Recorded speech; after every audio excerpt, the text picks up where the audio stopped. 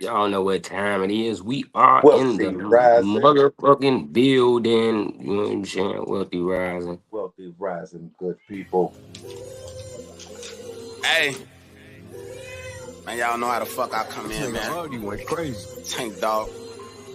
I like to fuck shit up too. Hey, uh, hey, uh, hey, uh, hey. Just left from the bay. Plug told me the price of the bowl like they getting it away. And you know me, I took a flight and was back in time to cook me a steak. I could've bagged that shit up, but I been thinking about pushing weight. Thought he was my dog, so I had to test him. And this fuck nigga took the bait. These niggas snakes. Grown man acting like young boy playing. Somebody gon' die today, but I'm a boss, so I ain't have to do shit but make one call and they coming right away. On the gang, if I had to merch it, I'll call on my youngest and they playing patty cake.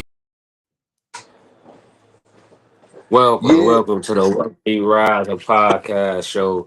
We gonna start the welcome. show off like we always do. You know what I'm saying? Long live, head up, ENT. Throw y'all H's up. You know what I'm saying? The legacy definitely gonna continue. You know what I'm saying? Today we have a dope show. When I tell you the vibes is right today, man, we got a dope show, dope guest. You know what I'm saying? And hey, shout out to my brother Governor Rick. You know what I'm saying? It wasn't always come up with these deep questions, these deep topics, man. So you know what I'm saying? Waiting on Much Quan. We love, much waiting on love. Quan to tap in.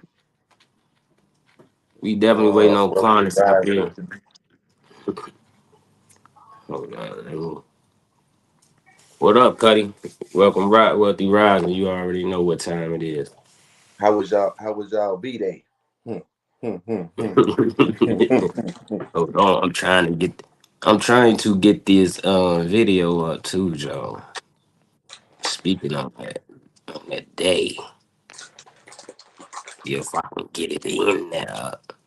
That's why Quan's supposed to be, you know what I'm saying? Yeah, man, our tech man is goddamn man having some technical Technical difficulties. differences. I'm trying to see if I can But pull it up. You know, let me, Joe. man, you was Video. just doing it. Huh? You was just doing it. Wednesday.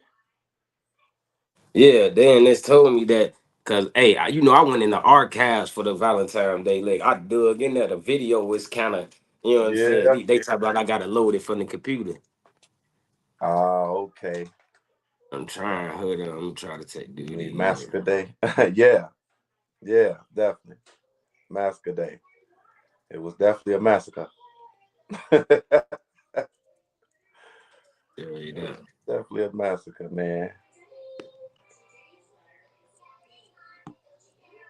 See if I can add that up there. If nigga wanted to kill her all year, Valentine's Day was a day for him to be a killer. So what was your thoughts about Valentine's Day? Whew, man. So besides the besides the real shit, Yeah. um, if we're gonna talk about the man-made version, honestly speaking, I'm not a one street guy. So for me, Valentine's Day is for everybody. Same thing as Sweetest Day, it's for everybody.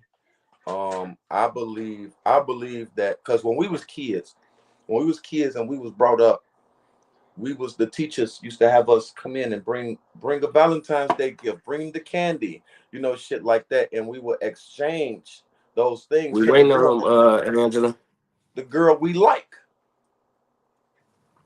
the girl we like. So I feel like that back then it was about both. It was about love, which Call is Quan, Mama Law. Call Quan and tell him to get up here. which is I love you, you love me. I care about you, you care about me. It's not a I just love you. This is just what men supposed to do for women because it shows how much a man loves a woman on this day. And I saw a video and it made kind of sense to me, right? And the mod was like, okay, cool. If that's the case, if Valentine's Day is the day that men supposed to show you women how much we love you, then how about throughout the year we don't show you Oh, shit until Valentine's Day? So when that day come, when that Valentine's Day come, we could put it all on the table. Listen here, baby. This is how much I love you. I know I ain't showed you all year, but this your day. This your day. But wait, what Because about the it's cap? too much. What about the cap The though, who? right? Look how they Uh-huh. throw the cap in the game. It when we was kids, we ain't know nothing about Sweetest Day. We Hell ain't no. Sweetest Day didn't even exist. I never heard of Sweetest Day. But now the counter is no Valentine's Day for you, no Valentine's Day for us, for the women, and Sweetest Day for the guys. It's not Right. celebrated. It's Right. not. It's not celebrated. It's Literally not. not though. It's not. Literally. So let's talk about it. So Let's talk about it. because you know Why? what? I'm gonna go on and keep it funky with you, man. That's some broke bitch shit. I'm gonna say that. I'm gonna go on and say it. Go on and put this shit out here. That's some broke bitch shit, yo. Because when you look at them motherfucking celebrities and the actors and all that shit, the actors, the rappers, the singers, and etc. Man, they not doing that. Goddamn it. The man just getting a woman something and that's it. Boy, they treating each other. They all out at the major restaurants. God damn it, they treating each other. It ain't just one person treating one person. Yeah, that's right. People they just making up stuff as they go, just making shit up. But my problem is how how you have adopted it. You have adopted it and just took that shit and was like, yeah, this is it. That's because your ass was selfish. Your ass was motherfucking selfish. We want this for ourselves. This is for us. Selfish. That's some selfish shit. And there's some broke bitch shit too. Any motherfucking woman just talking to me about just getting her something for Valentine's Day and I ain't getting nothing. Listen, you broke and I don't want to fuck with you. Your mindset is different. And we ain't on the See me? same. See me? I mean, I look at holidays and shit probably different than other people. Again, Mhm. I'm a grown ass man. When it comes to my significant other, when it comes to my wife, anytime I walk into a store or see anything that I want for her, I buy that every day. That's not a Mhm. oh yeah, my girl might get diamonds today. She get flowers every week. You know what I'm saying? That's just something that I do. You know what I'm saying? But when Valentine's Day came, she didn't expect anything. Mhm. She didn't expect anything. Me personally, I didn't go above and beyond and go spend a motherfucking thousand some motherfucking dollars today for that one day to express my love. I do that every motherfucking day. Right. I do that. So I show her how much I love her every day. I make sure every motherfucking cars running, them oils change. You can motherfucking get a roof over your head. You can do whatever the fuck you want to do. You can live a comfortable life. You know what I'm saying? But on this day, they didn't made it. You know what I'm saying? Where they make a lot of money. You know what mhm. I'm saying? And then a lot of motherfuckers with the who live in a lower self who live in a lower self and a lower thinking, you know what I'm saying, feel like, hey, this is the day that I better have some. You flood me with this, you flood me with that. We gotta stop this, black people. Man, you We gotta go but listen, we go on so listen, you go on social media on this one day out there and you hear motherfuckers screaming how much they love a motherfucker about all the shit they didn't bought. Here mhm. go some designer shoes, nigga. Here, baby. Here go this, and then here go a restaurant.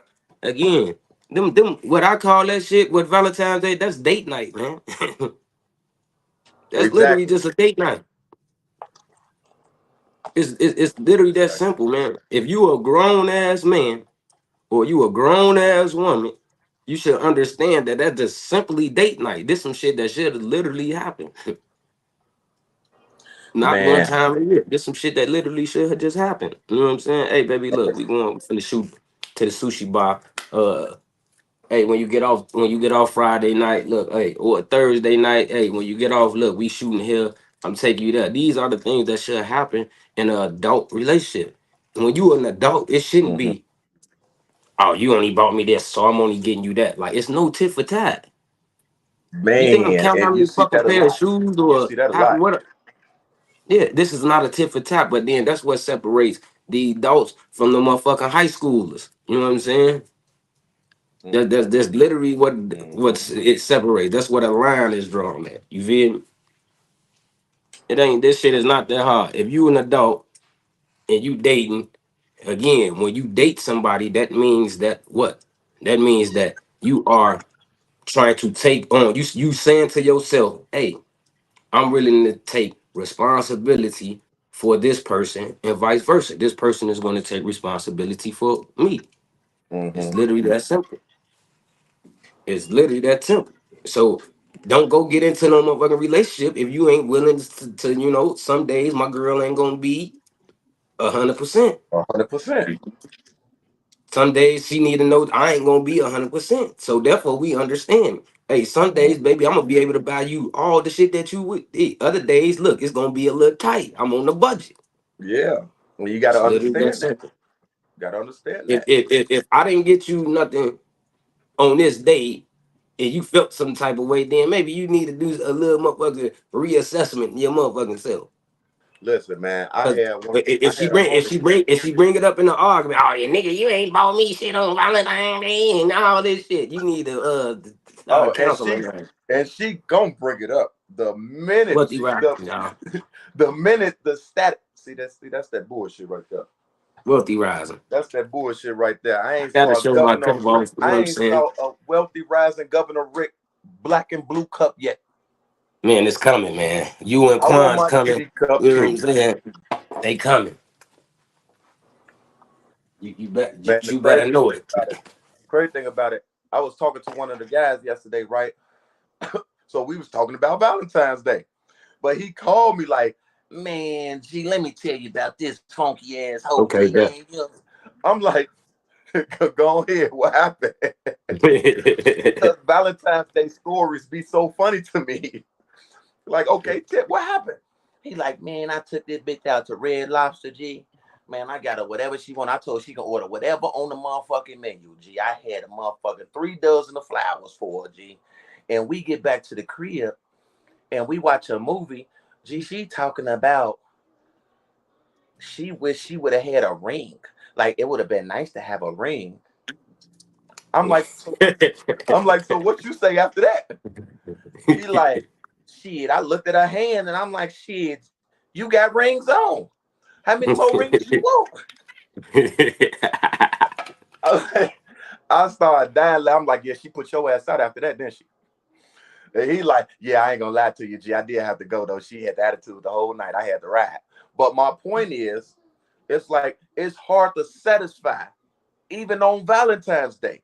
A nigga could even get you some roses or get you a flower, and you will still be unsatisfied. Due to the fact, not even thinking about it's Valentine's Day. It means love, technically. Well, not technically, but No, man-made. It means love, right? No, I You know don't. what I'm But saying? I mean, we're gonna go with the no, narrative for the Did you day. show him that you yeah, no. I'm fucking you up, Quan. Yeah, definitely is. I'm working with that. Definitely is. Hey, you know what? That's a match. We ain't gonna do you wrong. It's a match. Yeah, Get that's about you a that match time. here. We ain't gonna do you Hey, dirty. You get a little match yeah, here. my even mama-in-law came through. Where Quan? I Uh-huh. know. Hey, you know what's so sad too, Trig? I woke up to smack my computer off, folks. Went back to sleep and started lucid dreaming. Cause I was woke up babe talking about this 8:00. What you doing? Damn. Then I laid there for a minute trying to remember my dream, folks. I was supposed to remember that. Oh man. There was just some shit going on. But I'm alive though. You feel me? I overslept today a little bit in the It's all dream. I was good, man. flying around. That's why you got a team, man. That's why, you know what I'm saying? Exactly. Yeah. Shout out Wealthy to rising. Quan for making sure we know how to run shit when he ain't here. See, he ain't Most no definitely. grimy nigga. Another nigga would have been like, I can't give y'all that. You Most feel me? definitely. Oh Make no, sure. no, my dogs some dogs. So I already You knew what feel me? time it was. You feel me? I was So Yes, keep late. sir. But as soon as I clicked my computer on, my shit said live. But I knew right then and there, my boys don't fuck around. Damn. yeah. My I boy Got you be covered. knew it. Got you covered. Yeah. You feel me? Some other motherfuckers would have waited and not bust no move. They would have been like, damn, with Quan in here. Yeah, that's the Now my boy Trig internet, say man. the show must go on. The show must go Must on. go You feel on. me? we got a when I Yes, tell sir. y'all we got a dope show So today, man. what's the topic for today so I can give my opinion? I heard a little bit. Well, Trig asks, what did I think about Valentine's Day? Okay. Well, before we get to getting too deep into it, I ain't gonna get too deep into it, but just to speak on a little bit of what y'all saying, I think that was one of the reasons why I stopped celebrating that shit. Exactly for what you just said, Gov. You know, you could get shit on that day and people still be ungrateful. Mm-hmm. And for me, that never sat right with me. That never sat right with me. I never understood that part of that. Yeah, and then I started doing my research to see where it really came from, and then I never celebrated again after that. Yeah, once you start looking up shit, man, you start seeing the real. They be like, man, that changed your whole perspective on things. Yeah, fact. I kept hearing people yell that pagan holiday shit for a Mm-hmm. period of time in my life. I don't know why. I just kept coming across it. But I never really showed any interest in it because shit. It's I'm wealthy a rising, Angela. Wealthy rising. We don't say good and morning. I just never thought nothing of it until I looked into it and seen what it actually was, and then I was like, yeah, I ain't participating in that shit no more, man. Yeah, man. And the crazy thing about it, it See, be see, funny because I see. see guys, they be breaking their back. I'm talking about breaking their back, trying to go over and beyond on Well, this they in the particular day. spell. They in the spell too. Huh? They part of the spell too. Yeah. Yeah. Valid. You got to think everything that you participate in has power behind it, Mm-hmm. has energy behind it that you are releasing on that day. When Christmas come around, people be the happiest they ever been in their life. Like they can't wake up happy like that every day. And it's more than and like the These thing is, holidays is a testament to shit that we used to do that y'all come around and practice with these people the whole time. That's not even the shit that we should be practicing. Hell no. listen, do you understand that it's so many levels to that Valentine Day shit? People talk about the Valentine Day massacre, of course. That's what the forefront of what people hear about Yeah, Valentine Day. that's the latest thing that happened. What about Saint Valentine? We Yeah. going back into this old pedophile freaky shit. You feel me? Like this shit. You want to get real deep? See, that's what I was saying. Like we Trying to can get that go. deep? I wasn't even gonna school them like that, Trig. But Oh yeah, no, today Friday, Quan. You said Yeah. that it is Wednesday. Friday. You It's right. just I put it in yeah, the chat, but because I'm just now waking up, I'm discombobulated. But yeah, you yeah. right. It's deep. It's deeper than the mob Valentine Day massacre when a motherfucker shot it up. All that. That ain't what we talking about. This shit It go go way deeper than deeper than that. that. Way You know deeper. what I'm saying? Like even the name Valentine. You know what I'm saying? They it's motherfucking some. Go do y'all due diligence and research. Yeah, They man. didn't want I know me to Cupid, put it up. the Yeah. demon. Find You out know, who it's a Valentine lot of was. stuff that's Yeah, find out who Saint Valentine was. So then y'all understand, like Straight this up. shit go way deeper than that. So again, don't show if you love your people, you know what I'm saying? I don't give a fuck who it is. If you love your people, every motherfucking day, you know what I'm saying, should It's be that. it's, It should it's just that be every day. act an Every expression of day. love, an action of love. It don't gotta be just gifts or no motherfucking chocolate. Who the fuck said Well, chocolate to go certify my I man, motherfucking already shit? know that's why that's whoever all they do. whoever I'm dealing with, no cap, whoever I'm dealing with, right? Whoever I'm dealing with, I do this shit on a regular. On a regular, it would be pop-up flowers. On a regular, it's pop-up jewelry, gifts, diamonds. This is on the fucking regular, not on a fucking holiday or none of that shit. This is on the regular because this is just how I care. So I don't need a Valentine's Day to validate how much I love you. I don't need a Christmas to validate how much I care. I'm gonna get you this expensive ass gift. I don't need none of these to show that. We don't need none of these to show that because we do it every fucking day. Every day. Now, Every what's so day. different? What's so different about me getting you some flowers and some candy and taking you out to dinner on a regular day versus me doing it on a Valentine's Day, as you say? That's why I said if you spoke to somebody in an idealistic mindset and said, "Yo, okay, either I don't get you nothing all year and you get everything on Valentine's Day, or you just treat it like it's another day, like Ain't no doubt. any other regular day." And when you break it down like that, that's the first time a motherfucker actually can think about it and understand it. All the motherfucker know is this is a day that I'm supposed to get gifts and receive shit. So even if Wealthy rising, princess. I want to be caught up in that materialistic mindset and in that materialistic realm. So I'm gonna go for the gusto. And that's what a lot of it be. Listen, stop basing love off material. What you gonna get? Go on here though. All right, we'll throw this video in there just for a little, so we can have an understanding and start from there. Let's just start there. Valentine's Day is not by love, it's by Satan. Celebrating all these holidays. Bet you ain't know they pagan. Lupercalia.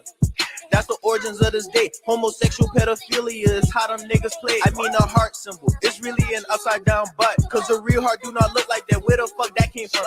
Cupid really a demon. He can make you fall in love with anybody. Love is blind. Came from incest. They was fucking on their mom. Greek armies didn't allow men to marry women. But St. Valentine's didn't for that. That nigga was butch. He wrote his last letter to his wife. Yo, dear Valentine. So y'all really writing death notes to each other. Man, this day is alive. Stop celebrating these demonic ritualistic holidays. Cause y'all putting spells up on each other. Man, this shit is a shame. And no, I don't want to hear well Valentine's Day means to me. Man, Satan created this day on February 14th.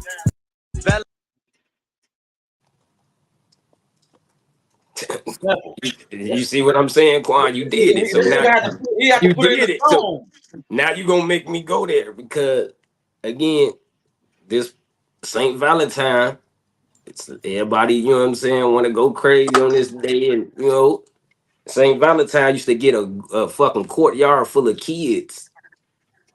Tell the truth. Tell the truth, Trick, shine the devil. He used to get a courtyard full of kids, Joe, and get them together, and they used to call it, or they use what it's called, and they turned it to erotica. Mm-hmm. You know what I'm saying? And they used to get a courtyard full of kids, and Cupid was out there, you know what I'm saying, dressed up, and used to tell her, hey, this is what we have to participate in. You know what I'm saying? So it get deep, man. Do y'all due diligence and research, man. Do your and then research, plus. Y'all will understand these things. But it's so crazy because all the times when we share these things with our people, they be looking at us crazy. Mm-hmm. Yeah. If we set up and told you that first thing I'm gonna say, either nigga you on some religious shit or nigga you on some penitentiary shit. You know what I'm saying? Because the first thing you say, oh nigga, you done went to the joint. Now you don't. No, it's called I dug in the archives. The same shit like Quan always say. Hey, hide something from a nigga, put it in the book. You want to hide something from a nigga, put it in the book. You want to hide something from a nigga, put it in the book. Mm-hmm. You know what I'm saying? I just did my due diligence. I want to know where do this derive from? And what's crazy about it, you can Google it and they'll start telling y'all still won't believe it. Definitely won't. They'll show you they new definition of it. Oh, it's the day of love, and then they'll show you the real. They'll get to showing you the real shit where it came from. They'll get to showing you. Then you just read a little bit. They don't care. They happy to put this information out. They be happy to throw that in our face. Nigga, you don't even know where you're from. Hell yeah. You don't even know yourself. We know who you are. You don't know who you are, son. They can't wait to throw that out there. So they gloat and bask in their glory for Lucifer. So y'all have to understand, if y'all saying that you love God, y'all got a tough way of showing it. You know, you wouldn't we whoop Gov ass, you know, and talking shit about him, then the next day we go and kick it with him. That's not how that works. You know what I'm saying? So y'all got this shit fucked up. Y'all celebrating days that Lucifer has put here for you, and you think God gonna open the door for you when you get there knocking. No. Boy, they Play was with him.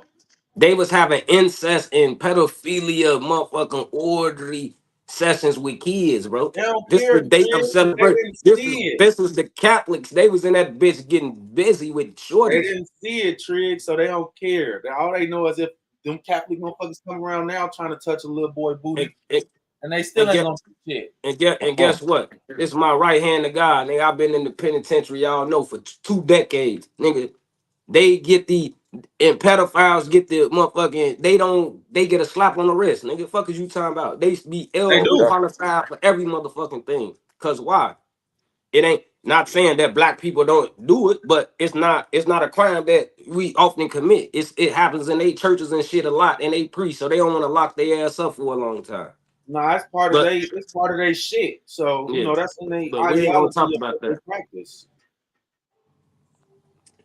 Yeah, man. So it hit different a little bit, but yeah, that shit crazy. It is. You know. Yeah, that definitely hit different.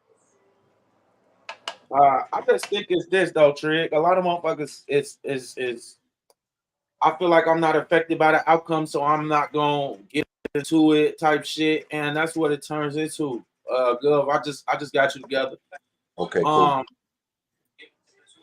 But yeah, that's where it comes down to me. Like, motherfuckers don't feel that energy that's inside of them. Like, you feel me? When we talk about some of these old things, we act like we're not talking about our ancestors, our great grandmas and grandfathers and shit. This is the shit they had to fight through to get us to this day.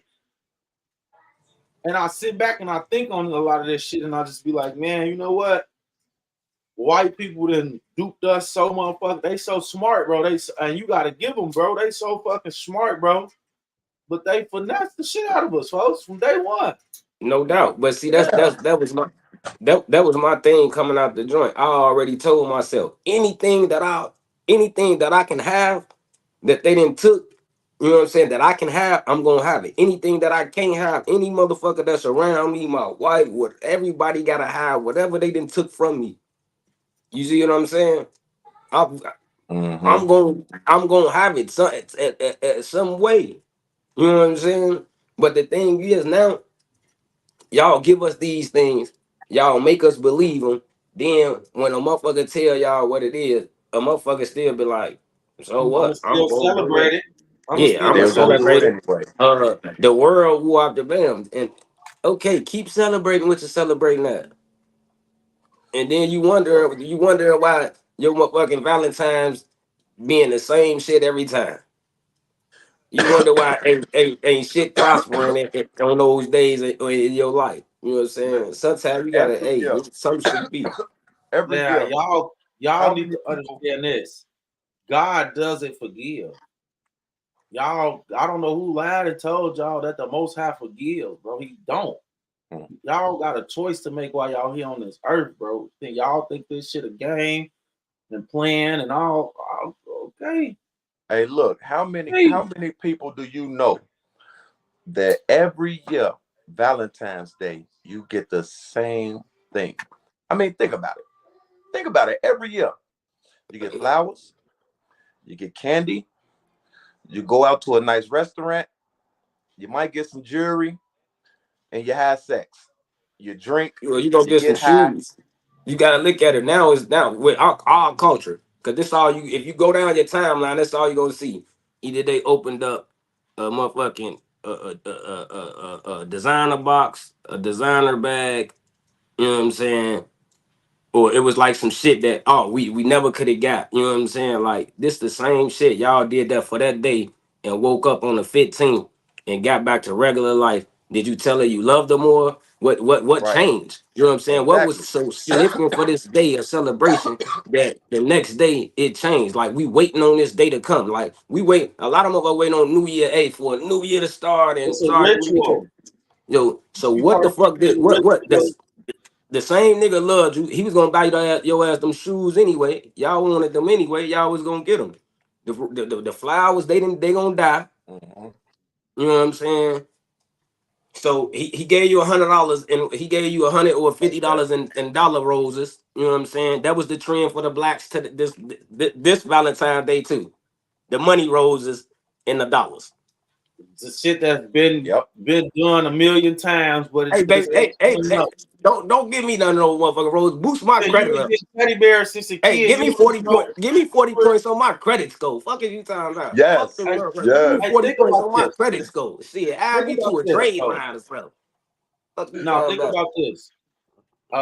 Tuck, I'm on the same type of time with you. I told you I can't send you nothing because you ain't friends with a nigga. You ain't added a nigga or nothing. You know what I'm saying? So that's why I can't send you nothing. So you know what I'm saying? Bag up off me then. Hey, you Bag know up off what? me then. Hey, Because it's a click of a Tuck, button, Tuck. It's the click Tuck of a steady button, trying to Tuck. beef though. You feel me? Tuck steady You trying to want beef. He on your now, punky yeah, farm. Tuck want the videos and the information, but he don't even want to give a nigga a friend request. It's crazy. He on I your gotta go shit. search for Tuck. I'm in that bitch searching for phone. He not popping up. I'm like, damn, okay, cool. It's like that. I'm trying to send it to him. It told Well, me Tuck, he he just gave it to you. He just gave it told to me you, he can't Tuck. be found. So I was like, he unsearchable too. This nigga.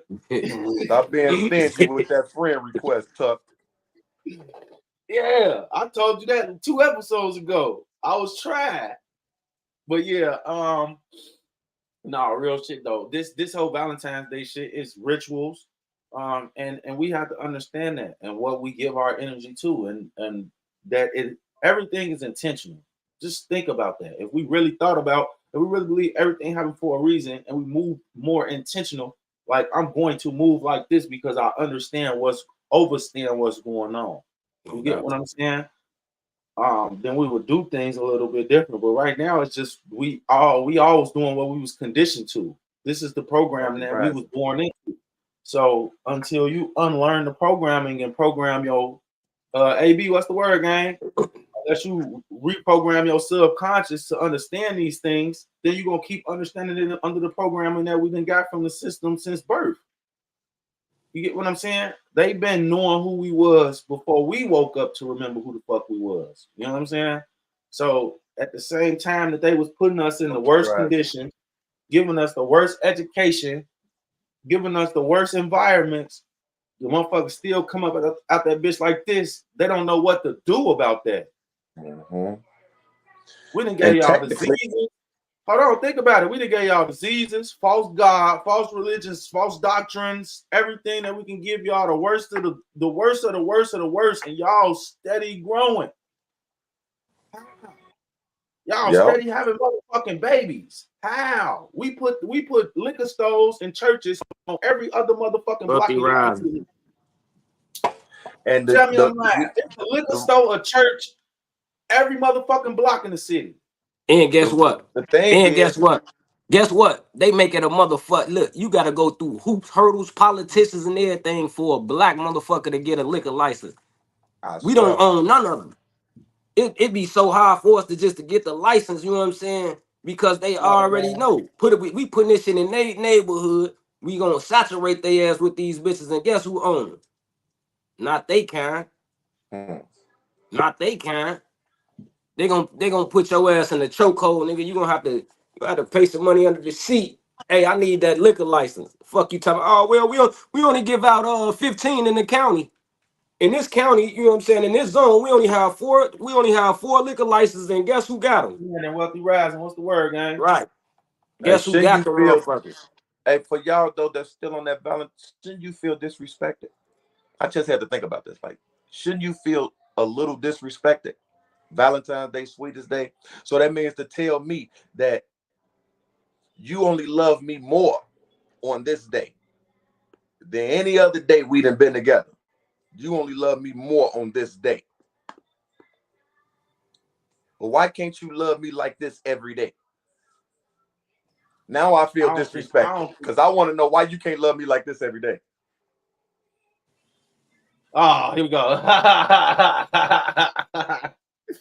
No, real shit though. Hey, you gotta put it in perspective, man. I'll play another video that's similar to the same thing. You gonna get Rashad Jamal opinion. I see this video and out. So, you know, we don't celebrate Valentine's Day. We ain't doing none of that. You know, Saint Valentine himself wasn't righteous. You know what I'm saying? Saint Valentine's was he had slaves.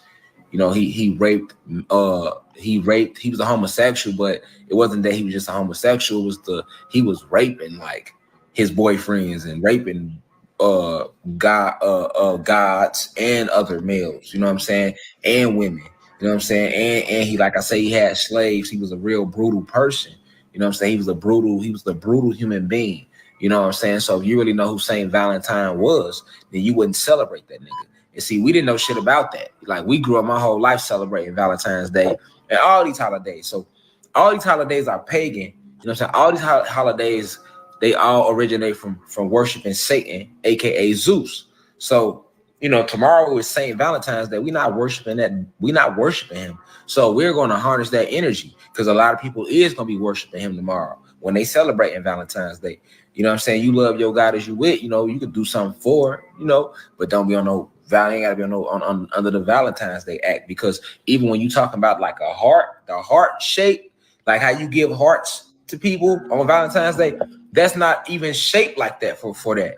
Your heart is not shaped like that. Look at the heart emoji. Look at the heart. Look at the heart.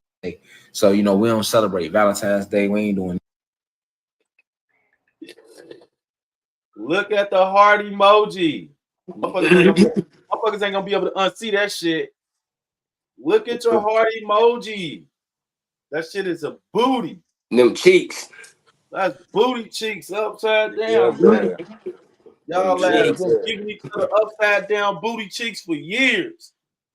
That's crazy. Y'all had me looking at the screen like, that's really they love that though. This shit got to stop, man. They got us. And they know that. Booty cheeks to each other and shit. We don't even motherfucking know what we doing. Man, they know that. They be like, man, that heart shaped like a booty, yo. They know what the fuck they talking about. They know that. We don't. Look, it's women on here now, log it off.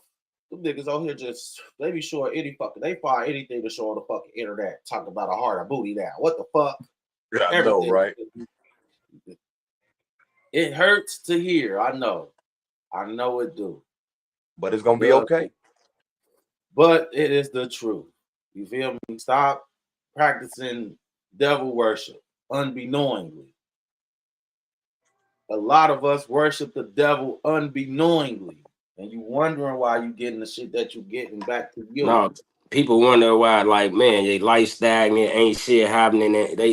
Hey man, what the fuck gonna happen? No, you had a motherfucker. Hey, you got all these demons on you. You need to go get a spiritual cleansing and open up your motherfucking third eye. That's the reality of it. Go get you a spiritual cleansing, get spiritually grounded, open up your third eye, and stop letting motherfucker just say and do anything. Straight up. It just started motherfucking snowing. Teach y'all children, Joe. Like, damn, this where the education come in at, like, waking up their third eye early so they can navigate through this system. Because once you understand that you in the system and that third eye is woke, who gonna be able to stop them? Them the shorties that's winning. Hey, Trick. Hold on, Trick. I want you to say that one more time. Say that one more time. Man, open up their third eye. Listen what I'm telling you. It's shorties like, if you can teach your kids now to open up their third eye, they'll understand that it's a system out here. If knowing the system, if you know that you're in the system, you able to navigate outside of that system because you know how it works. Not saying, hey, look, I'm gonna change the system, but no, the system ain't got they don't have control over me or my mental. You know what I'm saying? Kids like that, when you teach them early, excuse me, that's how you got the Zuris. That's how you got the little AJs. You know what I'm saying? Young, investing already, spiritually grounded. You know what I'm saying? The Rockies. You know what I'm saying? Like the Polos. You got these young black kings. Mm-hmm. they awoke. They not afraid, you know what I'm saying, to be woke. So let's get it. On your same point, let's watch. This is a bar that he dropped on me, and it crushed me. I needed that because it put me back on the potter's wheel to be made over again as a woman. It changed my entire approach to men holistically. And my son told me this when he was 17 years old. He said, if you really loved me the way that you said you loved me, you would have taught me how to survive in the situations that you were afraid of killing me, instead of protecting me and not teaching me how to protect myself. And that is what happens when mothers think that they can raise men. We don't teach them how to protect themselves the way that a man teaches a man how to protect himself.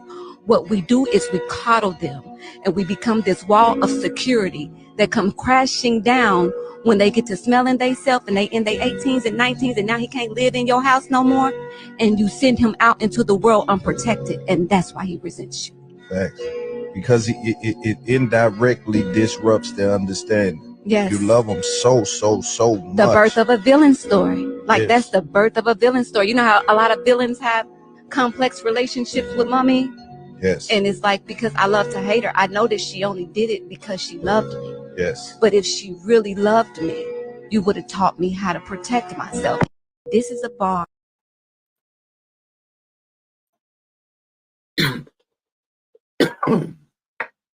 Just like that. You heard it here live. Yeah. Yep, she just did that. Yeah. Raw. She just dropped that raw dog in there. Yeah. And it's tough to stomach a lot of this shit. I know. It is what it is.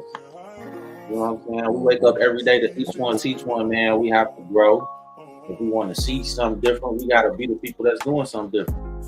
Most definitely, man. You feel me? And that's what this our generation boils down to. Like, all the shit we complain about that it ain't no more, it's because we ain't doing it no more. We ain't enforcing shit. We just, you know, living motherfucking life like it's just cool. And it just ain't cool. We need to wake the fuck up and smell the coffee. It don't matter if they open. It don't matter if they open or not to hear it. The thing is, if they tuning in right here, they ain't got no choice but to hear it. This is what they need to hear. Yeah. It is true. You know, We'll be rising, Brody. let me say, do you think single mothers are really open to hearing that? I mean, right good. Yeah. My bad. On my messages coming through later, so I don't know what the hell you want. That's out there. I'm on a delay too. Wow. I'm back though. No, I'm back now. I think it had it was cutting out because I'm switching my screens around so that when I'm sharing my screen now, I don't gotta keep going to back and forth. But yeah, man. We'll be rising. That's the shit. Get in on, man. Hey, they hating this shit though, cause a lot of us, man, like, you know, and it's crazy that a lot of platforms don't have what we have, and that's just stimulating conversations that's waking up the third eye. Cause a lot of people, they scared. They be like, nigga, I ain't got no third eye. I only got these two on my face. You know what I'm saying? So these platforms are here to drop nuggets and go do your research. You know what I'm saying? You ain't gotta believe us the shit about Valentine's Day. If you want to celebrate Valentine's Day and keep that motherfucking demon in your house and in your genetics, then that's on you. Ain't no We doubt. gave you the Jews. Y'all talking about the Valentine. Look, they so blinded that y'all let them throw the gangster shit in there and tell y'all about a Valentine's Day master with the motherfucking mob. Y'all, that's where it stopped at. Motherfucker, oh yeah, man, don't celebrate it. Man, they killed a bunch of motherfuckers. on Valentine's Day. It's a lot of shit that happened like that on Valentine's Day. Yeah, but They you say got something like motherfuckers, that, you got motherfuckers, they literally convincing themselves saying, man, shit, niggas get killed every day. Shit, look, we in Chicago. Oh, man. These white people been worshiping the devil since the beginning of goddamn time, and that's what's going on. So that's my it. point. They put a follow smoke. fallen angels. They've been tricking us with the salt since the beginning. We gotta wake the fuck up and remember what the fuck going on. You feel me? They have no conscience, no fucking heart. That's why at no point have they ever felt bad for a nigga. They'll feel bad for a dog before they feel bad for a nigga. And we still playing around like this shit a game. This shit ain't no game, man. Y'all got St. Valentine's Day all in y'all motherfucking crib. Literally. This man having motherfucking this man having weird as hell. Freaky orgies and all shit. The demonic shit. You celebrate all the demonic shit. You celebrate your ancestors being shitted on and land being taken and split, us being divided across the nation. Y'all don't give a fuck about the truth part of the shit. And then you act like it wasn't your people that did it too. That's like you letting a motherfucker come in and smack the shit out your mama, you ain't doing shit. They saying the craziest shit about your mama. They in her crib doing whatever. Ain't no nigga standing for that. But we stand for this shit. That's when I started getting mad. Like, nigga going there and just pull a dick out and get the game banging your mama. Cause it's videos out just to show like our people. This how far back behind we are. This how far we need to catch up. This is why it's important that we wake the fuck up and see what the fuck going on, because we got a lot of time to make up on. We got a lot of time to make up on well, we shouldn't even have it, because we had these institutions in place and they killed our people intentionally every fucking time. Now we already know that that's what type of time they on. Everybody got to be a leader. Everybody Malcolm X. Everybody King. Everybody Marcus Garvey. Ain't no more just one of the other. Everybody, everything, goddammit. It's all in you. Ladies, you Rosa Parks. You Harriet Tubman. Damn it, this shit in you. Now, you know what I'm saying? And y'all play with this power like this shit ain't pure. Come on, man. Stop playing. Stop playing. Listen to this lady, man. These white people don't give a fuck. They telling the truth, man.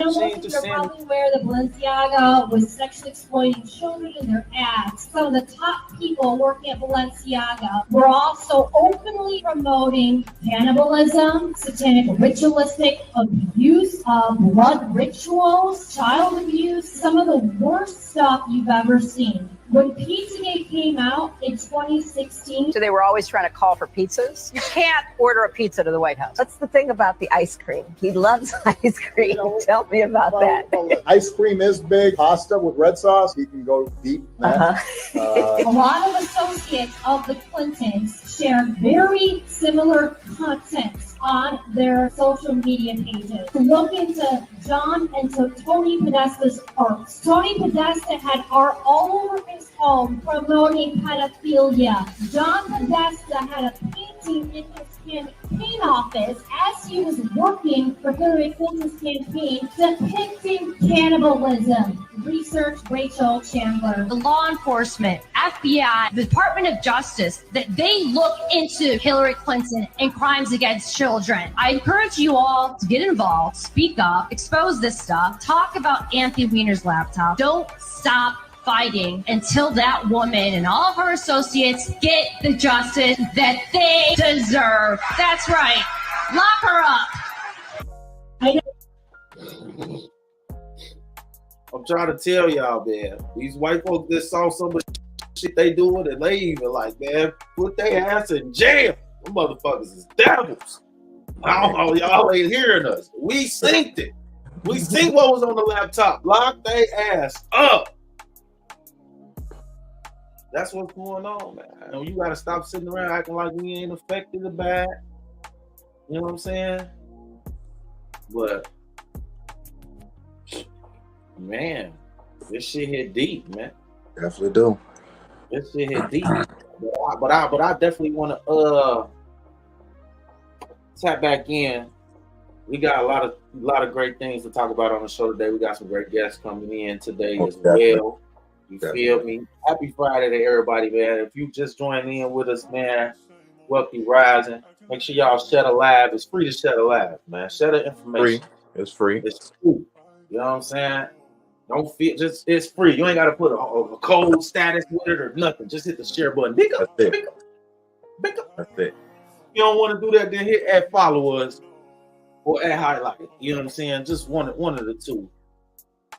You know what I'm saying? Cut us in.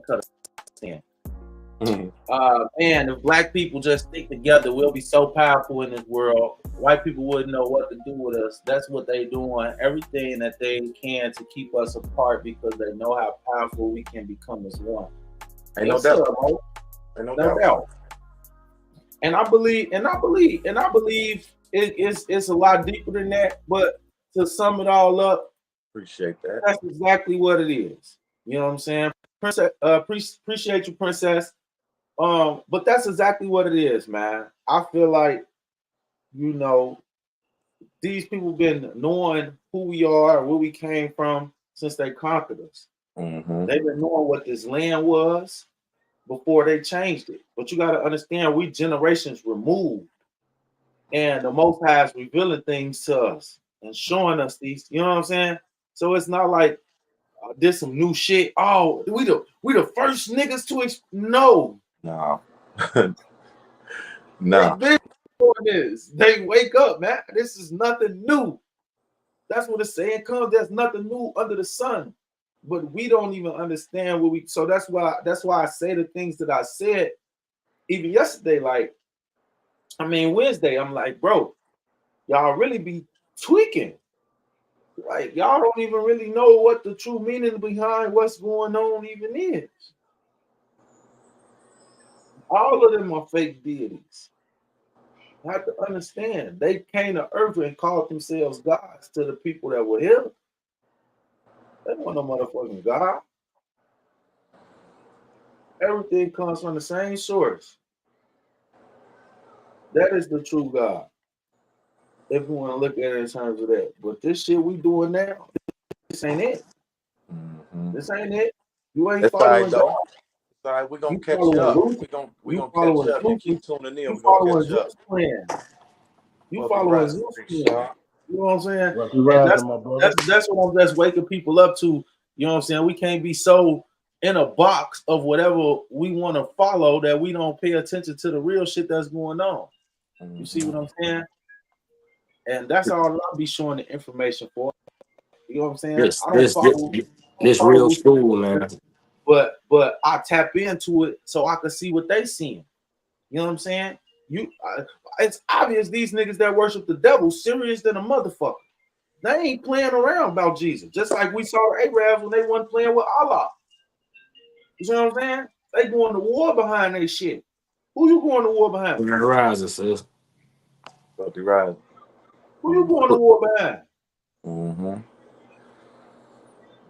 You see what I'm saying? When in reality, bro, it's a lot more to the shit. But you know what I'm saying? We just gotta wake up at least to the reality that, listen, we gotta work together and start digging in. I'm finna be woke, man. But listen, man. Today, Wealthy Rising Show, man, we got a dope guest. You know what I'm saying? You got him backstage. You know what I'm saying? When I say we don't say good morning, we don't say good morning. We gotta drop that. We gotta drop that on y'all. Why we don't say good morning on this show? We don't say good morning again. They was feeding our babies to the alligators, so we don't say good morning. You know what I'm saying? We say Wealthy Rising, Grand Rising, top of the day, however else you want to greet, but not good morning. But we got the people champ in the building. You know what I'm saying? Yeah. And when I say the people's champ, you know what I'm saying? He the chosen. You know what I'm saying? He ain't give himself that name. We finna bring him on. You know what I'm saying? Like the people chosen champ. This man has come from the streets to the courtroom, back to the streets to be, run for city councilman, to help the neighborhood, you know what I'm saying? Just to, you know what I'm saying, impact humanity. You know what I'm saying? So welcome, you know what I'm saying, to the show, Marcus Banner, you know what I'm saying, the people's champ, you know what I'm saying?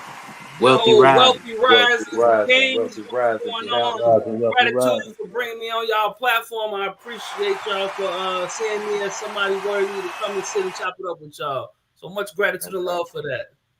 Nah, we appreciate you coming on, man. So for those that don't know, I'm Marcus Banner, the People's Champion. I always come to you as one people, one voice, one community. We in the building. Trig, my main man. I love what you've been doing, man. I support everything that you do. You know, like you one of them guys that even when you was a shorty, I saw me in you.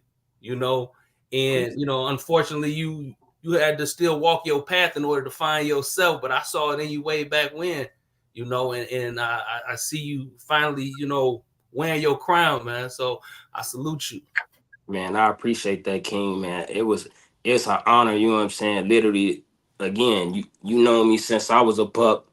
I watched you come up, you know what I'm saying, and see the things that you do. So literally, you know what I'm saying, I'm gonna take the people, I'm gonna literally take them back, you know what I'm saying? So let me go in here. Come on, Quan, you supposed to be working this out, man.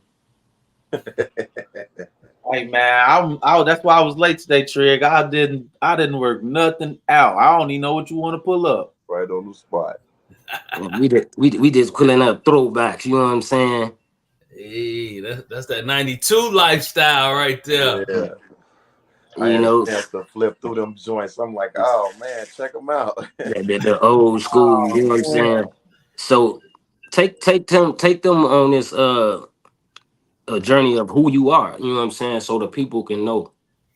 So I'm originally from the west side of Chicago. That's where my people was at. You know, we used to live in some courtyard buildings over off of Walton Street. They knocked them down a long time ago, back in the 80s. You know, so I saw my first murder, my first dead body back at about 4 or 5 years old. And you know, the crazy thing is I was doing a recidivism program. And I was telling this story to a group of guys in the county jail, right? So I tell them how I'm outside in the alleyway and I'm playing with my pet chicken. And I see two guys fighting. The one guy stabbed the other guy in the chest, pick him up, throw him in the dumpster. Walked by and hit me with the dap, said, "What's up, little man?" And just kept it walking. And I kept playing with my chicken. So the crazy thing is like how we as a people are so desensitized to like death and murder that when I told that story to the guys, guess what the one thing is that jumped out at them? It wasn't the murder. It wasn't that somebody got killed and thrown in the dumpster. Their first question to me was, where you get that chicken from? I was like, oh no. Why are you playing with the chicken? Out of all the way I'm talking about, y'all worried about the chicken because see, the chicken was the only thing in the story that didn't make sense to them because I'm on the west side in the alley. Like, where you get this chicken from? I wish I would have had a chicken when I was younger. You know, that's the thought they think that as far as like the murder and killing, like we desensitized to that. We see that all the time. So my grandmother took us from the west side and brought us out to the suburbs when I was about 6. So even when I was on the west side, right, was always outcast because we was the only little mixed kids out there on the west side. You know, my mom was the last white woman in them buildings, you know, and, you know, she did what she needed to do to protect her kids. She had no problem with carrying that blade, cutting somebody, whatever she needed to do to protect her kids. So even back then, there was people that either loved us or they hated us. It was like there was no in between, you know. So you had the ones who were like, oh, y'all love zebras, y'all love Oreos, this, that, and another. And then you had the ones who just loved us, you know, thought we was beautiful. And then my grandma took us and brought us out to the suburbs. And now we the only little black kids in the neighborhood. So now it went from being the Oreos and zebras and all of that, being outcasted that way to now we outcast, and, you know, they just like, you know, look at those niggas, you know. So then now we right back in the trenches because we're going to fight to defend ourselves to the fullest. That's just how our DNA is made up. So that started us on the path of where my grandma thought she was saving us from a war path. she brought us into a whole new war, and we had to learn who the enemy was and who we had to fight and who we had to come together with in order to protect our neighborhoods, you know, and that's what led us down that path into, you know, the gang banging and everything that come with that.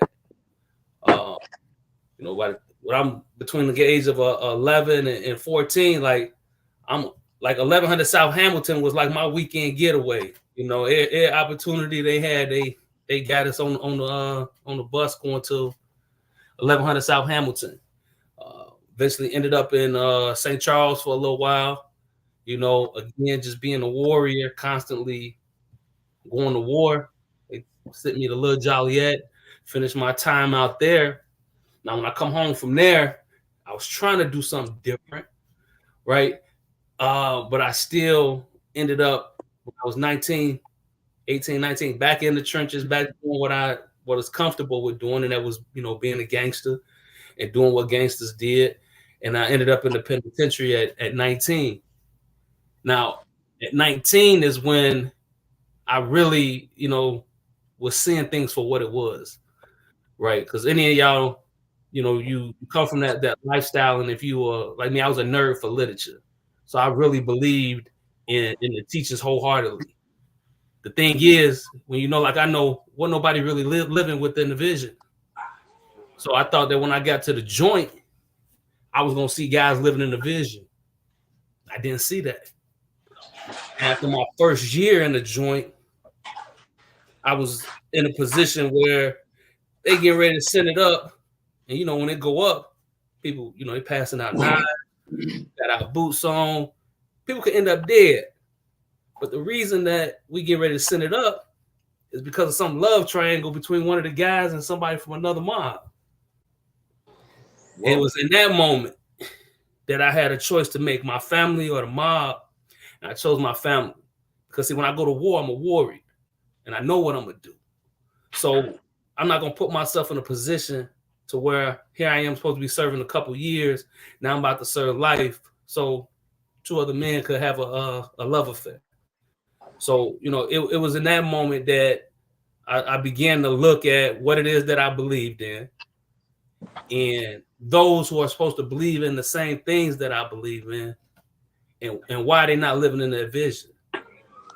And in that moment, I realized that in order to truly be in the vision, I had to create a new vision. Let go of the old, create a new, and walk a new path. Because that path, that vision was so tainted and corrupted that we could never come back from it. It's just too many people who attach themselves to that title. They just ain't gonna do right. And as long as they not gonna do right, and you know, you categorize as a whole. So if one in the wrong, we all in the wrong. So in that moment, I began to reevaluate myself, the way I talk, the way I thought, the way I moved. And what motivated me was my children. I tell people all the time, my children they saved my life, because had it not been for them, I probably would have been in a penitentiary for the rest of my life. And I say I'm not going to be dead because, like, I'm a warrior. I know what I'm going to do. So I asked myself, what kind of man would I want my daughter to bring home? That's her husband. What kind of man would I want my son to be? And then that's the man I began to start striving to be. That's the man that I had to find, what is his traits? What is his character? You know, to be honest, right? To talk and articulate himself in a certain way, to move with honor, right? To be a man of his word, you know, to treat women like you want your daughters to be treated, like you want your mother to be treated. Like all of these things I began to pour into myself. And a year later, when I come home, okay, now I have to live and be who I say I am. But y'all know, like I know, when you get back out and you enter back to them streets, same people, same places, they have a certain expectation of you. But see, what I decided was I'm not going to be a coward and be who people say I am. I'm going to be who I want to be. And that's what I did. Yeah. So even though I didn't change my people, places, and things, I changed me and what was inside of me. And as time went on, everybody began to see that change. So they respected that change. And the way you know your change is real, at least for me, when I really knew, is when guys that one time who was considered opposition, they wanted me dead. And now they embrace me as brother and invite me to sit at their dinner table with their family and their kids. That's when you know it's real. That's when you know you are who you say you are. You know, so, and then in hindsight, looking back, it's like I've always been a compassionate person. I've always been an honorable person. I always protected those who can protect themselves. You know, even in the joint, the only position I ever took was a LC position on ULC, and that was simply to make sure that those in power didn't abuse their power. You know, so those that know what a ULC is and how all that tying together, you know exactly what I'm talking about. You know, you don't want to see the guys who are not familiar with the blueprint and all of that get hit in the mouth and mistreated and getting taken advantage of. So yeah. So even then, I was always a protector of those who can protect themselves, or a voice for those who didn't know how to voice for themselves. And when I came home, I realized that my voice and that energy is not supposed to be just for a mob. It's for the community as a whole. Right. So my journey is better yourself, better your family, better your community, and then better the government, in that order, right? Because you ain't no good to nobody else if you haven't first bettered yourself. And then if you don't work on those who are close to you, the ones that you love and that you're around all the time, you don't plant seeds for them to grow, then you run the risk of them pulling you back down. And that's how we get into that mindset all the time of getting out and getting away, as opposed to building up around me. You know, I could have left my neighborhood a long time ago, but I chose not to, because this is where I reaped hell and tore down the community. So this is where I'm going to rebuild the community. And if I'm doing positive and productive things, I want those same individuals and the same youth to see me doing the good things as when I was doing the bad things. Like when we all out there wrong, we peacocking, pulling up in the cars, we got the clothes, got the jewel. Like we want to be seen. And the sad part is a lot of our OGs, now they doing good things. They business owners, they being grandfathers, they doing all these great things, but then now they hiding. And I say to them OGs, come on out, man, be seen. Don't leave your legacy of the negative. Let them see the positive, because that's what we need to get to as a people, as a whole. So on my journey, that's why I got involved in the politics, because we're part of a system. I heard y'all talking about a system earlier. So we are a part of a system. We can buck the system. We can do all of these things.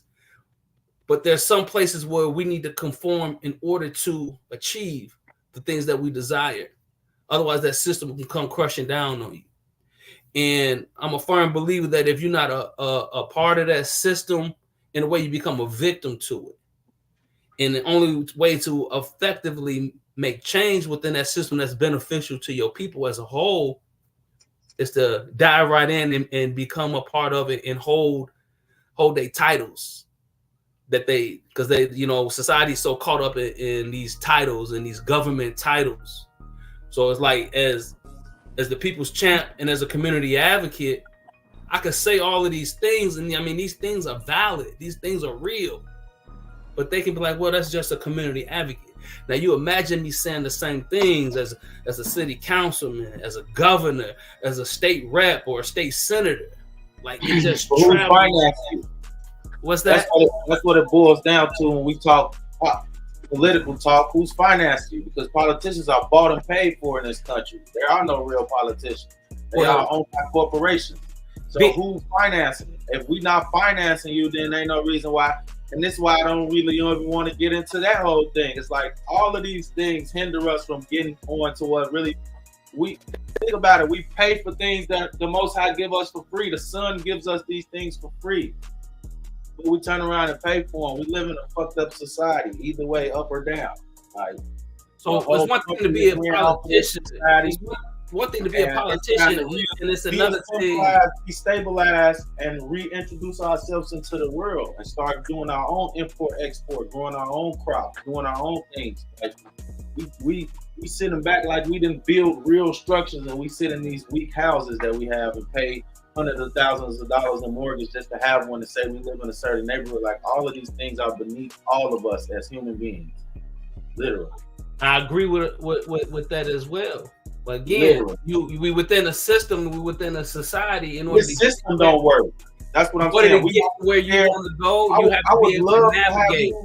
I would love to have you in your mindset come to the table with the rest of the people that comes in there when it comes to turn for us to collectively do it as a collective of just melanated people.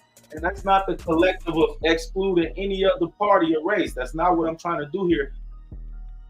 But you have to understand, culturally, they are together. Right. Every other ethnic group. And there's no problem with them collectively getting together and making their money work in their communities or for their race as a whole. So why is it always a problem if we sit down and try to plan financial structures for our culture and for our community? It's always a problem. But every other culture can come in and get funding and buildings and free this and free that. Like, we ain't got veterans that sleep on the streets that they're creating laws where it's illegal to be home. Like, these are the things that I'm talking about. We can't change that system. It's already broken. It was a broken system when the Romans created it. There's no need to try to say, let's infiltrate it for what? We know what it is. Because they still, regardless of if the system is broken or not, everything you just said, I say all the time, right? And even when I speak on a political platform, I still say those same things, right? That I don't want something for everybody. We need the right policy and legislation that is particularly for Black people. I say this, and I say this in front of all of the white folks, right? And politicians won't say that, but me, I'm not a politician. So it's one thing to be a politician and another thing to be an official, to officiate things in a certain way, right? No doubt.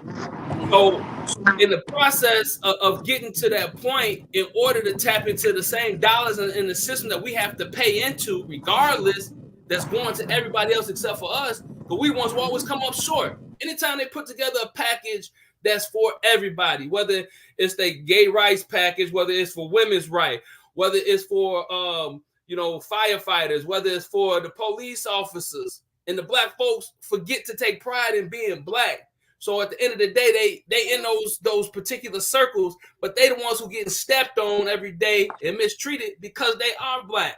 And the only reason that happens is because they don't take pride in being Black, and they don't take pride in collaborating and staying tight-knitted with those who believe and work for those same things. So I agree with you 100%, right? But I also know that, yes, you have to infiltrate, you have to be a part, and you have to put yourself in a position where you are the decision maker. You're not asking permission. You putting yourself into the position to be the decision maker. And you can't just do it as an individual. You have to bring the multitudes with you. So like me as one individual, I can get into a space, but I can only do so much. Right? Just like Barack Obama became president. That's what I was looking at it from, Marcus. You get what I'm saying? Instead of putting you in their system, I would rather have you over here creating ours. Already doing that. You have to do these things simultaneously. It's not one route. Okay, I agree. I'm gonna hear you out. Go ahead, King. To fix what's wrong with what's going on with us. It's not one path. It's a multitude of passes. There's all of these paths, and we all need to work within each of these paths. And in every one of these paths, there's somebody who is supposed to lead the way in that path.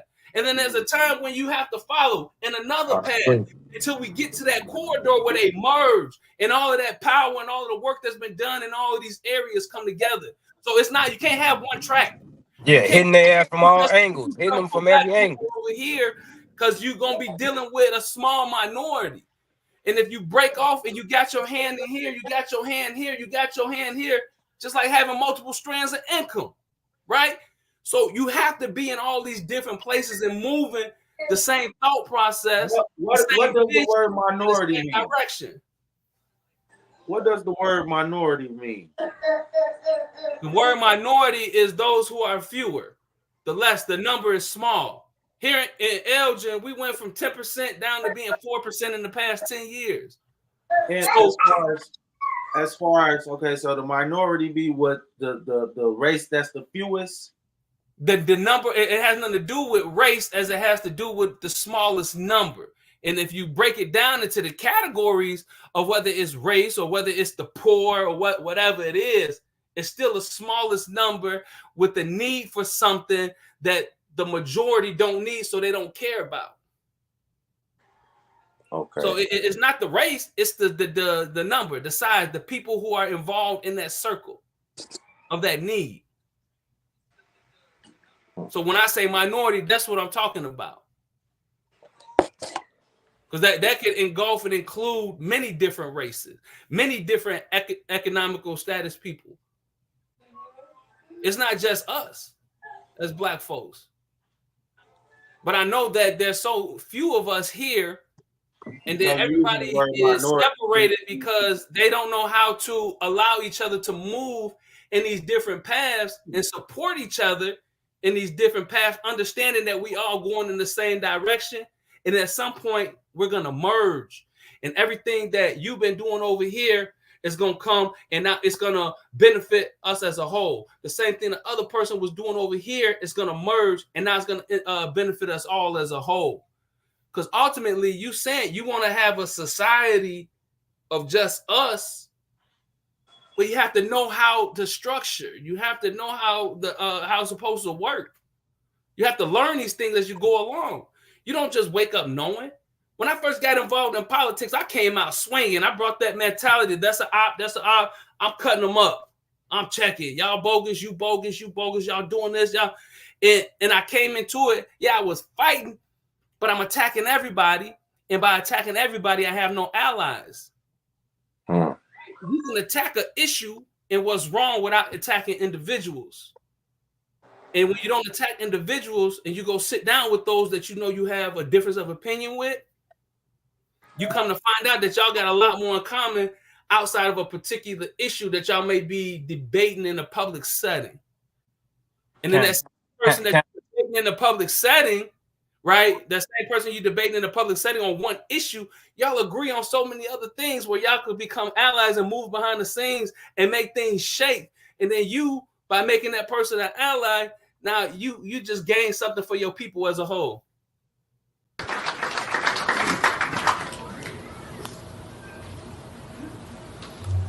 I come to you as one people, one voice, one community. We have come before this council in the past seeking an independent review authority that deals with the hostile and disrespectful behavior of some officers to the low-income minority community. Our cries went unheard.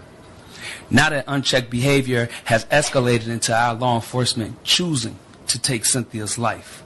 I say choose because in the case of Mace Davis, our law enforcement chose to value his life. They chose to use non-lethal weapons to end his standoff. In the case of John Fisher, our law enforcement chose to value his life. Even though he grabbed a gun, they chose to call a friend and have him come out and talk the man down to end his standoff. In the case of Cynthia, our law enforcement chose to take her life. We believe wholeheartedly, regardless of what Cynthia may or may not have done, she deserved to wake up with regrets. We believe wholeheartedly that just because they say it's legal doesn't make it justified. Just because they say it's legal doesn't mean that Officer Jensen made the right choices. Just because they say it's legal does not mean Cynthia's life doesn't matter. Her life matters. Now we are calling on Elgin, this council, the mayor, the chief. Stand up and say Cynthia's life matters. Stand up for those who don't have a voice or the finances to defend themselves. Stand up and simply say, we all have bad nights. We all make bad choices. But we all deserve the opportunity to wake up with regrets. Cynthia's life matters. Thank you. That was strong. Yeah, that's still, that's coming up on March 11th is coming up. And that sticks with me. That's like my 9/11. Because we weren't involved, we weren't engaged, we had no say in how policies and things are put in place and how accountability is held. Now, I would say over the years, by getting involved, having the conversations with people who we consider to be our ops and opposition to us as Black folks, built relationships where we may not be getting the level of accountability I would like to see, but we have been getting some levels of accountability. When, guys are making those phone calls and then I'm making those phone calls, like we getting things shook up.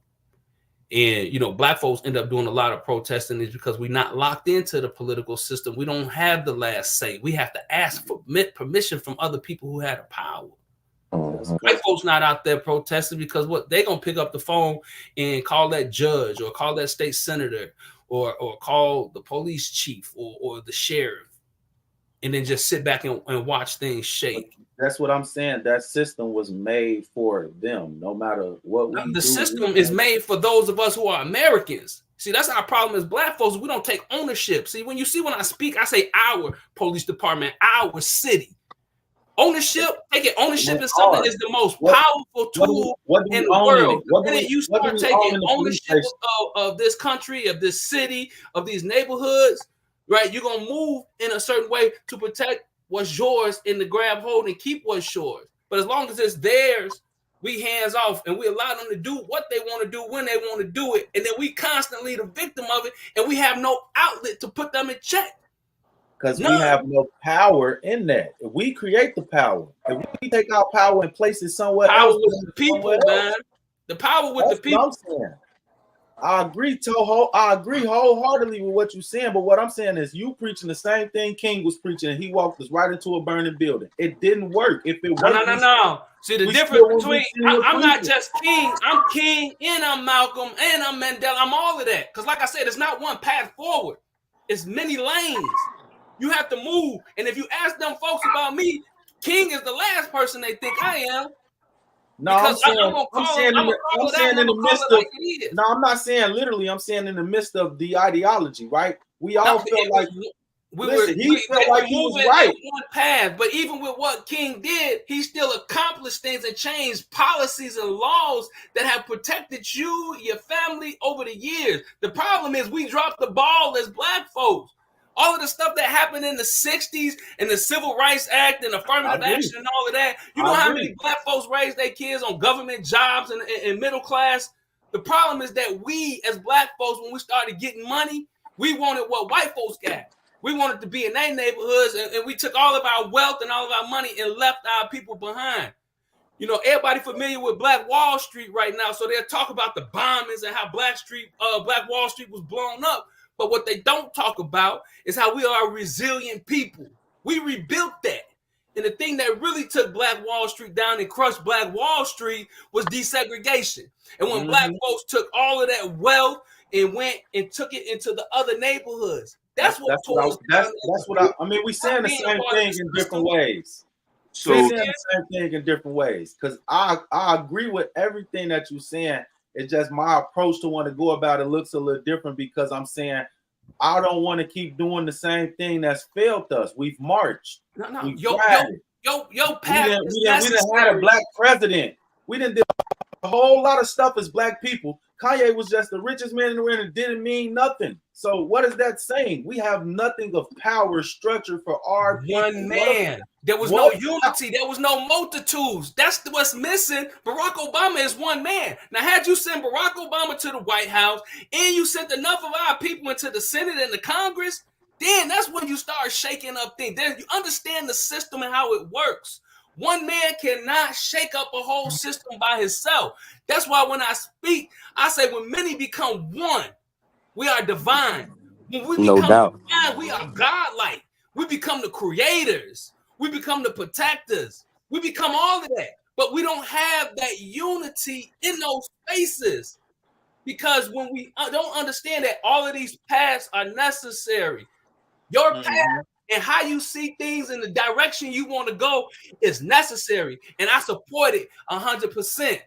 The problem comes when you see somebody else walking a different path that may not necessarily be for you, but then y'all don't support it. So then y'all leave that individual in that lane by itself fighting for a path that's really for us as a whole. We have to learn how to support people walking in those paths, even if we're not gonna walk in there with them.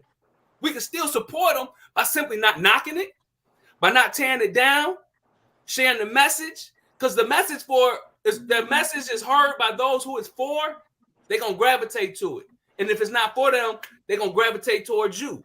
And that's why it's important to be the multitude. So all of these different mindsets, all of these different paths, all of these different things that we need to do them simultaneously.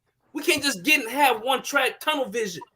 We have to engulf everything. We have to move on a universal path. The universe is boundless, forever expanding, without boundaries. That's how we have to move.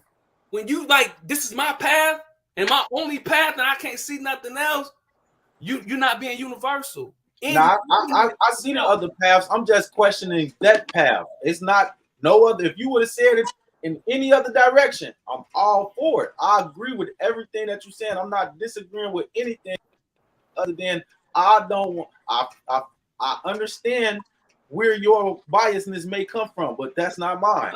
See, the problem is politics is not the problem. It's the people that we put in those positions who don't have a soul. They don't have an identity. This is what I mean. If you elect somebody into office who don't have an identity, they're gonna try to be anything. We can put black people in every seat. We still don't run the government. That's what I'm saying. We didn't create government. We didn't create this system that we're under. It wasn't made for us. So no matter how many people we infiltrate in it, you're not getting to the top of it to do anything with it. That's I don't the believe reality. that. So let me say something. First of all, hey, bro, let me say something, bro. Let me say something, bro. First of all, good morning to all you brothers, man. I'm talking about I enjoy Wealthy Rise and ain't no good morning, man. So much, right? And to you, bro.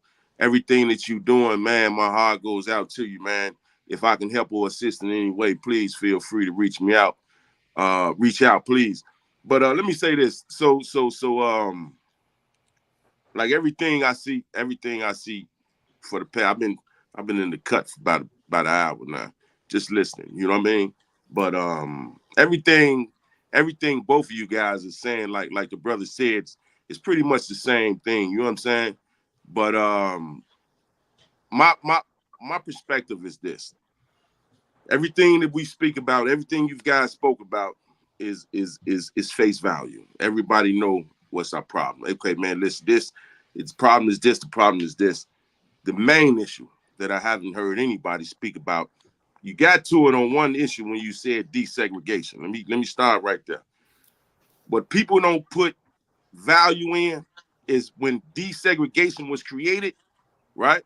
It was created psychologically more so than it was physically, right? So it's cool for us to come together and go to school, right? But what that did in the process of us, like you said, it all became a game of inclusion. We wanted to be who they were. We wanted to have what they have. You see what I'm saying? They took the perception of us out of us. Mm-hmm. And what I haven't heard anybody say is the beginning starts with us acknowledging that every black person that's walking around here and sitting on these forums and everything, bro, we psychologically messed up, man. Until we get to the point where we say, man, we got to find a way to psychologically restructure ourselves. Because Kim Fox won and she ain't doing what she's supposed to do.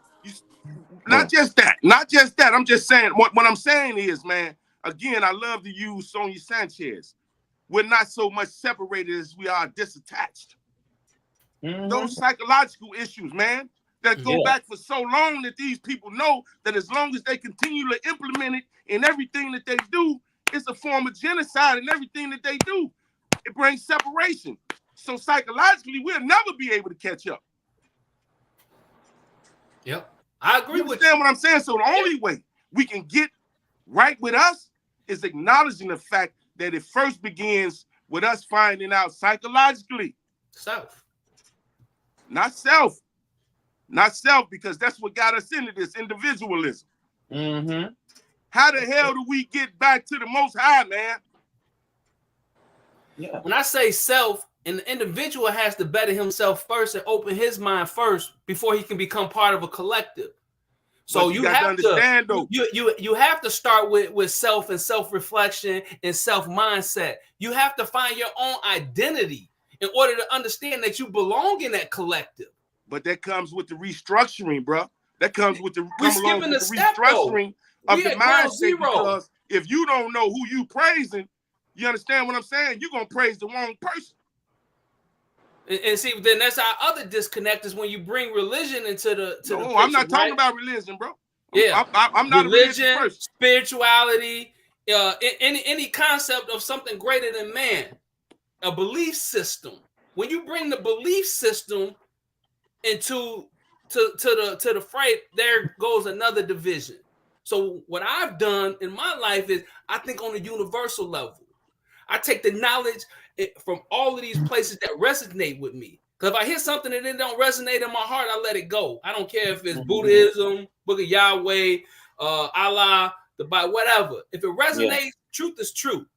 Absolutely. Right? And I take truth from everywhere, and I'm not in a box where I can't continue to grow. But again, I feel like once you lock yourself into something and you label yourself as a Christian, as a Muslim, right? That you're locked in and you're governed by those rules and regulations. So when you hear me speak on the spirituality level or whatever, I always speak on a universal level. Because again, it's without boundaries and ever expanding. Means that I'm never at a standstill. Yeah. Right? So every individual needs to find their own identity. Right? If I don't know who I am, how do I know I need to be moving with you? How do I know I need to be moving with Trig? I don't even know who the hell I am.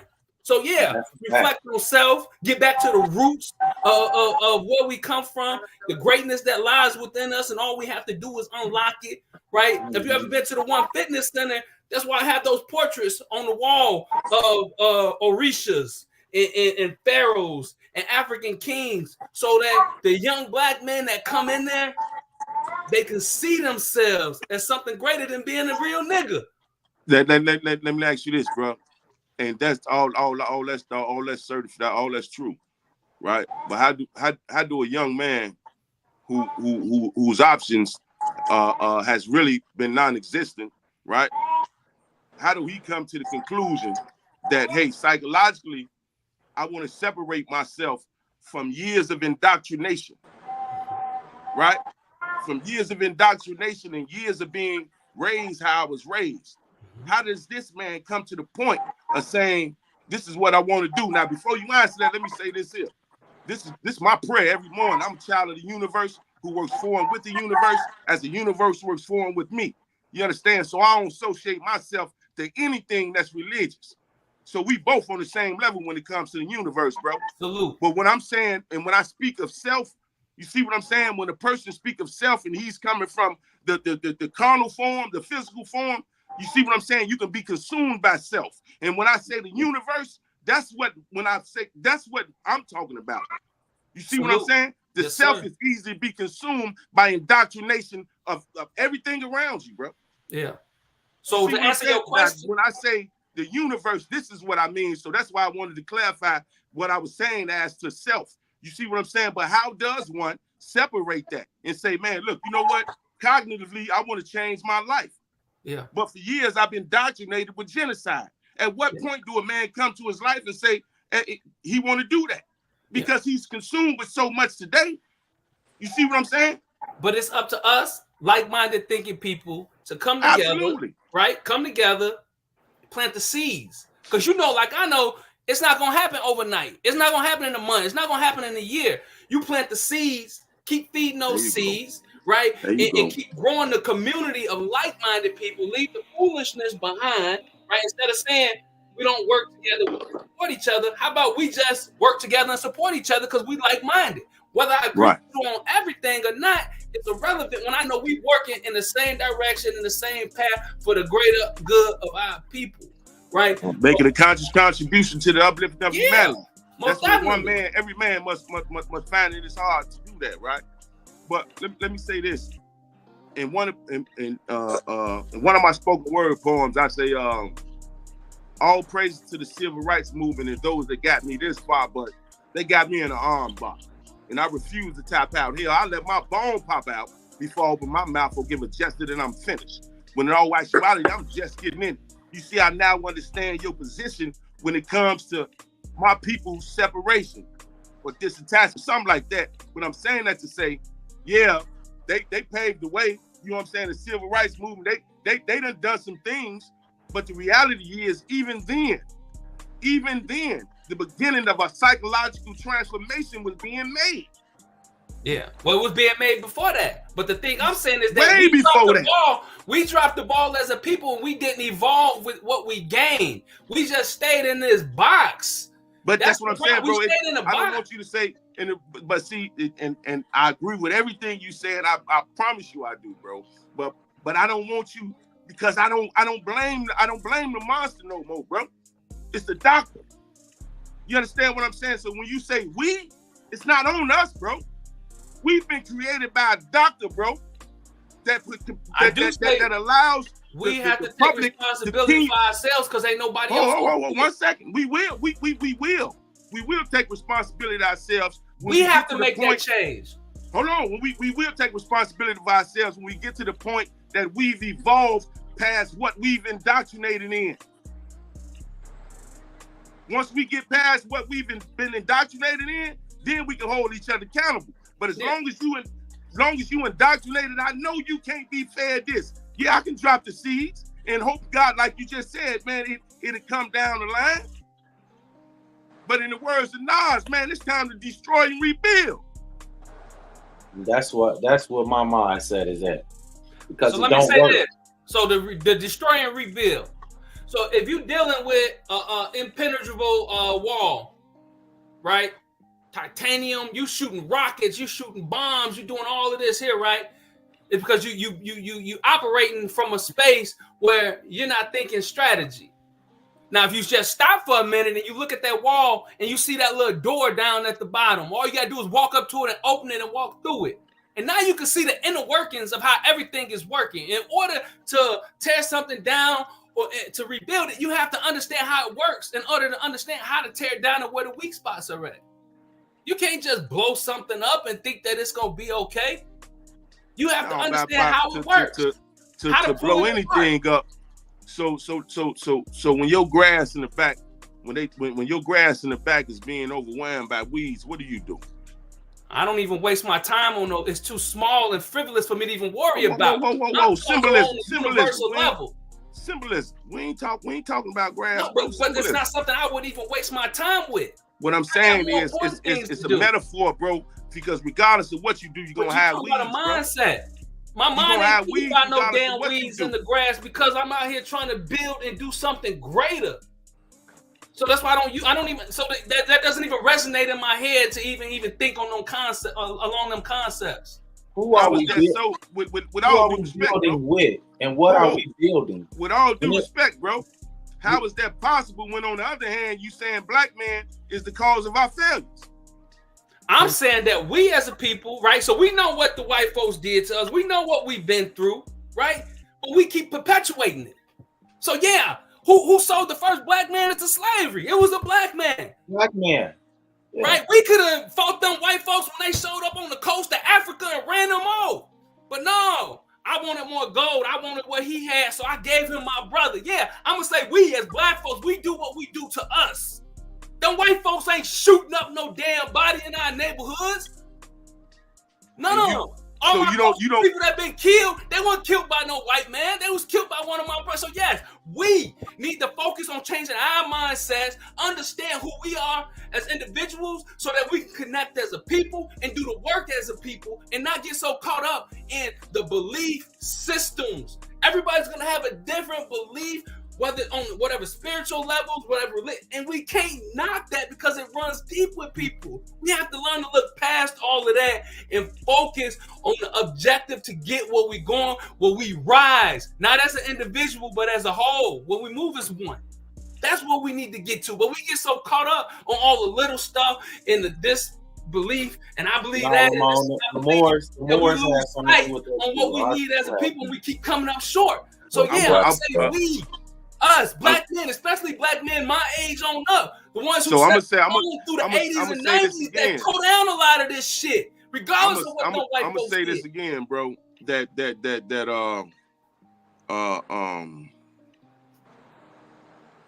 There's no way that you can stand in front of a blind man and physically point him into the direction that he need to go. That is true. You understand what I'm saying? Ramon, Nah, I was finna answer Ramon's question, but I inbox him later. But my thing is, bro, again, psychologically, how do you get to someone who you know? You say you've been Donald Spicer, been in the hood just as I have. You know what I'm saying? You've been in the hood just as I have. You're prior to being in the hood. You know, I'm one of those black guys who they put in what's it called as a kid in the 80s, talking about you overacting, so they had me in the slow learning class. So I'm one of those guys that at the age of 50 now, you understand what I'm saying? I understand the objective when it comes to Europeans and how this shit roll. So I'm saying this to say everything that I heard you within this hour. You know what I'm saying? Prison, 27 years in now. I done did that. You can catch my name and ask anybody you know who did time about me, homie. What I'm saying is to say though, you see what I'm saying? When it comes to us, everybody, and like I began with, everybody is psychologically messed up, man. We mentally ill. That's why we can't get to one another. Because that what was once normal has become abnormal. And that what was once abnormal has become normal. So how do you again normalize something to somebody that's messed up? So when I say I'm talking to the doctor and not the monster, because I know the monster can't hear no more. The monster is destroying everything. But the monster also, in my eyes, is the caterpillar. You see what I'm saying? Once he's given opportunity and taken away and given the right nutrition, he'll be put in the cocoon of somebody like you and I that can sit before him and say, hey, bro, this ain't what it is. This is how you roll, yada, yada, yada. But we get to him. You see what I'm saying? Right. And what I'm saying is, so you have a message, right? When you speak, certain individuals are going to be drawn to how you speak, your thought process, your truth, right? Just as when Trig speak, same thing. When I speak, and we all saying the same thing, but we say it in a different way where it's our truth. Right. It don't make your thought process wrong. It don't make mine wrong. It just allows us to have an identity, and then others, right? Because what happens is once it resonates within your heart, you attach yourself to it. So you may not be able to reach somebody when you speak, but when I speak, I can. Absolutely. But you and I moving together, even though you walking in this lane over here, I'm walking in this lane over here. Man, we pulling them like we fish. walking together in the 100 people you pull in your lane and the 100 people I pull in my lane, and then there's gonna come a time where we merge. And now instead of you just being over there with 100 people, I'm right here with you. We got 200 people. And at no point did I ever say his thought process or his belief system is wrong. Oh, that's some BS. You don't want to think like that. Right. But that's where the biggest problem comes at, is that we can't look at somebody else's belief system and say that's real. Right. And that's gonna resonate with a lot of people, even though it don't resonate with me. Let me give you a powerful example in the universe. How the universe works, right? look back at marches. And I tell people to look back at marches, you know what I'm saying? And when you go into those films and you look back at marches, the march may start with like 10 or 15 people, right? I'm talking about when it comes to us. But when you get to moving with this march, the spirit of us is so entangled with our ancestors and our people that when people see us moving, hey man, what's going on right there? Man, we moving, man. You see what I'm saying? There is no question when the power of the universe rolls, bro. You see what I'm saying? Ever expanding. That's why I say ever expanding, always man, moving. And what I'm once we get that movement, yes, there will be people coming and following it behind us. You know what I'm saying? But when I say destroy and rebuild, I'm saying, man, Sodom and Gomorrah, I can't look back, bro. The Most High say if I look back, I'm gonna turn into a pillar of salt, man. Mm-hmm. And ain't nothing wrong with that. And then you're gonna have some people who feel like I need to look back and share what I've learned so that they can come with me too. And ain't nothing wrong with both thought processes. Absolutely not. You might get where we need to be at a lot quicker. And by the time we catch up, you there with the door open. So that's necessary. You see what I'm saying? I embrace everything that everybody does wholeheartedly because I understand that it is necessary in order to reach the multitudes. No one man's doctrine is gonna unite everybody. Nah. But the doctrine of the multitudes of people who are seen as leaders, united and not downing each other or tearing each other down, but saluting that brother in his thought process. That's the beginning of changing the mindset, because then it opens people up. This is the thing, right? Somebody might hear you speak, and they're like, man, that brother is real. I'm finna go meet him. And then I'm over there like, man, you don't want to believe that. Believe what I'm saying. You know what I'm saying? So now this person just got motivated to get up off the couch and get in the fight. And then here I go, I done cut him down, and now he done set back down. So he don't go see you. And what I'm saying doesn't resonate with him. Now we done lost the soldier. But see, that's the thing though. See, I understand that perspective, but we at the point where we can't even worry about that now, bro. Because we know in history that's gonna happen. You gonna have some naysayers. You know what I'm saying? But the spirit of the movement, you understand what I'm saying? And the heart of the movement is what's gonna catch onlookers who once questioned. You see what I'm saying? Because once the guy that say something crazy, see everybody else moving, what you think he finna stand out there by himself? Yeah, most definitely. I feel he gonna get hey man, let him say we moving. Yeah, and that's what I tell people all the time. Let's stop saying what we don't do and just do it, and then watch them come on and jump on board. But as long as, like I say, brothers like you, brothers like Trig, Quan, and Governor Rick, I don't know if we ever, really sit down and talk. But, just by y'all putting yourself here on this platform, I understand y'all got something in you that you were called to do something. You were called to speak and bring people together, right? We need these conversations at the end of the day. It's engaging, it's informative. I'm the type of person, if we all here and we let's discuss it. You know what I'm saying? I'm open to hearing your point of view too, Marcus. Just like I want to hear, bro, just like I want to hear anybody else's. Like I that's why I said I'm not here saying I disagree. I'm just passionate and speak from a place of passion. And I salute that. And ain't nothing. But here's the thing, though. The only thing I'm saying when it comes to that passion, right quick, hold on, let me make a point real quick. When it comes to that passion that you have and you speaking your truth, the minute you say that what that other brother speaking about passionately ain't no good, you discouraging that brother that just got up off his seat, who ain't been voting and paying attention to these local elections. You just discouraged him, so now he gonna sit down, and we're gonna keep getting these fake black folks in office who look like us, who want to be a part of their system and ain't gonna fight for us the way that somebody like you or me or Trig. Can you imagine Mayor Trig? What I'm saying is this: they ain't letting Trig be no motherfucking mayor. It ain't up to them. It ain't up to them. It's up to us. Voting is not real when we've been knew that. Think about it. We ain't voted for motherfucking we don't know how long, and they still be the president because they picked and paid for. The Bilderberg, I know a lot about politics and how this shit really go. That's why I said, who's financing you?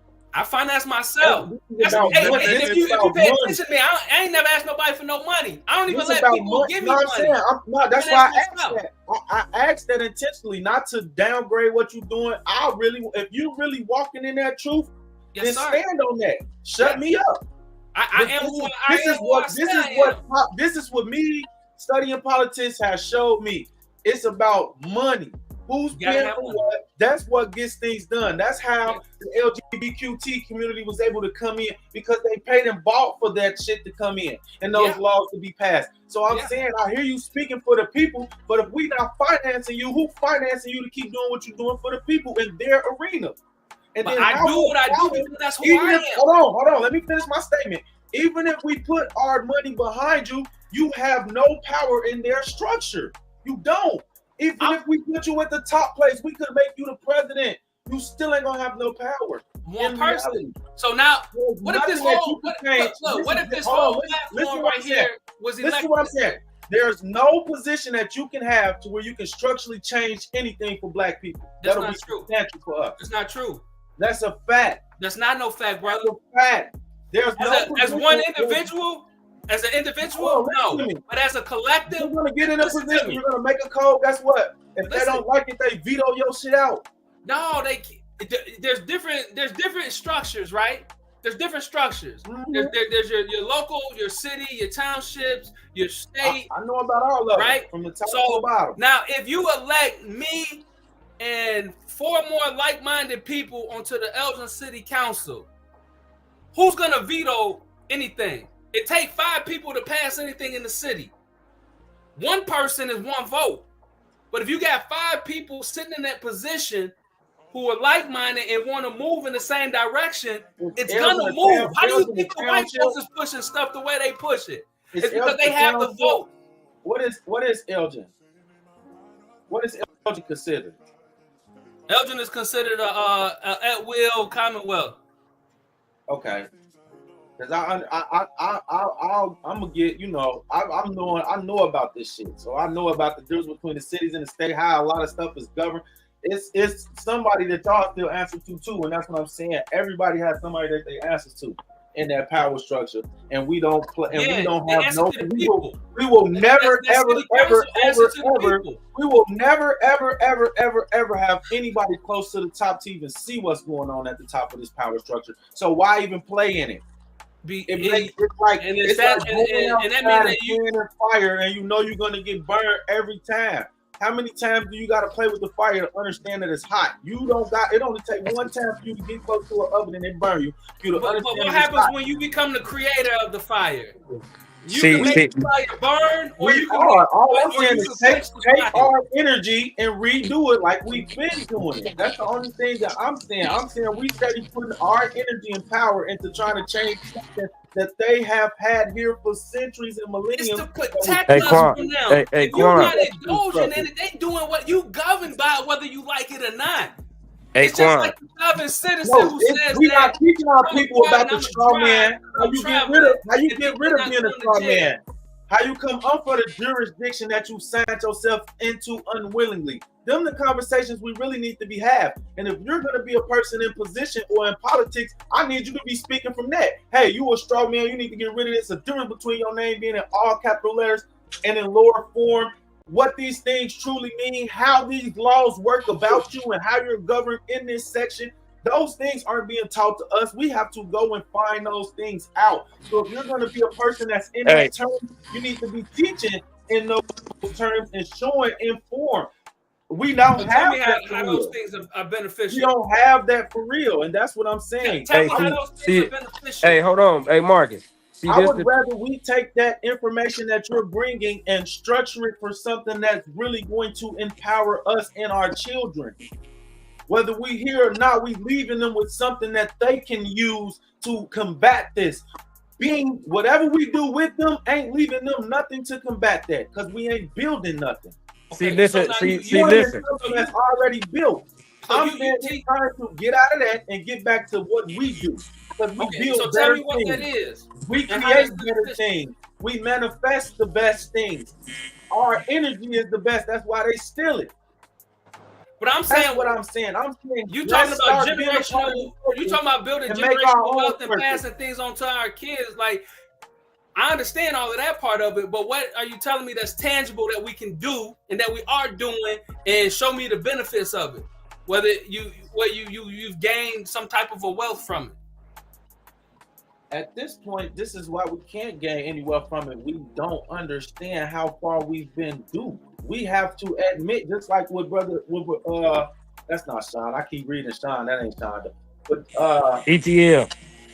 Just like he was saying ETL. earlier, I heard you, bro. Just like he was saying earlier, we're past all of those things now.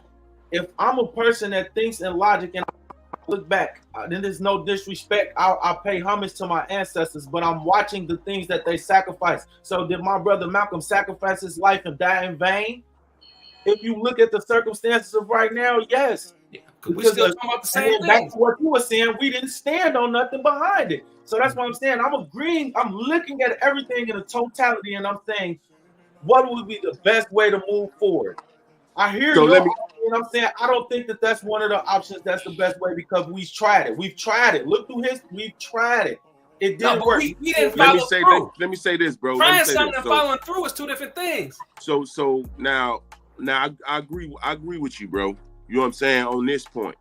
On when we get to the level in life where we need to be here in America, then yeah, we can do that, but we're not in the position to do that. So to go back to what the brother's saying earlier, man, the power's in the people. You know what I'm saying? And that's what and what I mean by that is this. Once we get together as a people and start making political moves personally as a people, and I ain't talking about no shit they doing right now. You know what I'm saying? I'm talking about the things that collectively, you know what I'm saying, as we spoke of earlier, with universal laws and we moving in a certain way, right? Once we get together like that, bro, the power is always in the people. We can make moves politically the way we want them to be made. And then once we're in a position where we've made the moves to put the people, see, and that's why, and again, bro, all this shit is psychological because they take your mind off this shit to make you think, goddamn it, you need to go buy this, you need to go do this, you need to live a certain fucking way while everybody else is going to vote, you know what I'm saying, and put these people in position, you know what I'm saying? They continuously taking our mind off the shit. Yeah, get high, get drunk, do this and do that. You see what I'm saying? So that, you know what I'm saying? That's and I'm going back to this. I want to reroute to this, man. I was wrongfully incarcerated at the age of 18, bro. I come from Inglewood. I got out at 45. Y'all know what's in Inglewood, what subcultures that come from Inglewood. And I'm saying that to say, look at the kings of the subcultures that come from Inglewood, man. The power that they held in the people. And I ain't talking about, I'm not associated to anything negative that they put on it. Anything. What I'm speaking of is in the beginning, when these subcultures were created, they were created for our culture, to enhance our culture. They took the power out the hands of these mans and called them criminals so that they can lock them up for life because they knew the power that they had. You understand what I'm saying? They knew the power that they had in collecting the people and bringing the people together. Yeah. So I'm sitting here telling you today that when we get together as a people, there's no stopping us, man. Yeah, can I say one thing? Let me. I want to say one thing too, man. Let me say one thing. I want to be like, I understand the people, right? And you know the power and all that. But I think, me personally, I think starting with the people, it definitely starts with the mind state. Because if I be totally blunt with this, the people are timid. Our people are timid. I say that because you can have all these people into power and you can rally up and etc. But the thing is that you don't pay attention to. When them white folks start barking back, the people get timid. They get timid. And everything's shut down. Yeah. Right. So and that's where it needs to start a psychological problem, right? That's where it needs to start at right there. But see, that's the wrong people in power. We need to elect the right people in power and not just one person. You But can't it's not just about the power. It's not the power. You Right, got to right. go through the people mind state before you can get to the power. Oh no, that man, you What 100%, bro. makes their government have power is that we the people follow it. We follow it. We get up and go to work. We pay taxes. We play the game. We play the game. Not nobody else. They able to do that with the immigrants because we go to work every day and put money in their motherfucking pockets and let them play the game. We play the game. Listen, hold on, hear me out, Reggie. Think about it. When King said we not playing the game today, they didn't play the game for a week. They put each other in the cars. They did whatever they had to do for each other. Them people came beating the door down to give us legislation and everything we wanted then and there. Then it was an inclusion. But think about the power that he did in just that week before that. It was the power in the people. We don't need them. Y'all need us. Y'all's fake society that y'all built off our backs don't run without us. We missed the whole picture. Nah, I totally agree with you. They show it right to us. I totally Here agree you with go.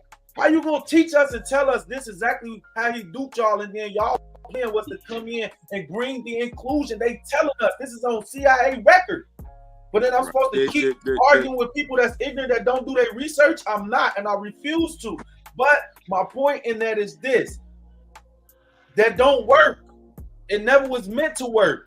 So tell me what you're doing. So why would I keep trying to make something that wasn't meant to work? I'm saying we're having a debate about thought process and what we believe to work. No, and I'm I'm asking talking you, about a system that you saying doesn't what don't work. work. You saying what don't work. Tell me what works.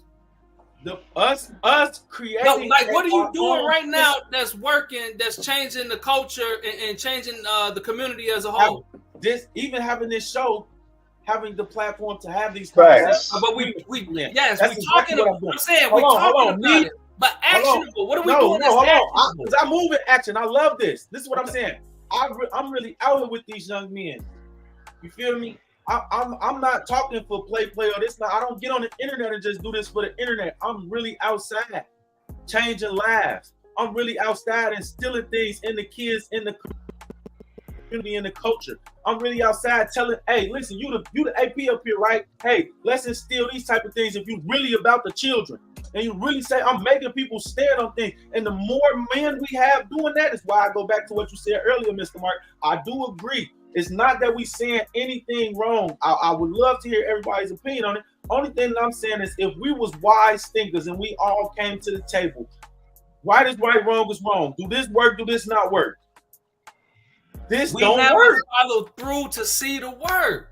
If voting and being a part of their system, Okay, this is what I'm saying. No, How many if using their own words how and many their own centuries system have we been don't under this work, regimen? why do you Hey, think can I that can I you say change something? voting laws No, so we that been you under this can't government. vote? Hey, can I say something? That you can't vote. If it No, don't work, think about it, Trig. why Hold would on. they I'm even gonna let you speak, Trig.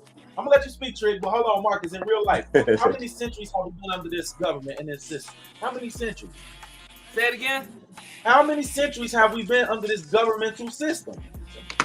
A little over 200 years. And how many in the 200 years have it worked?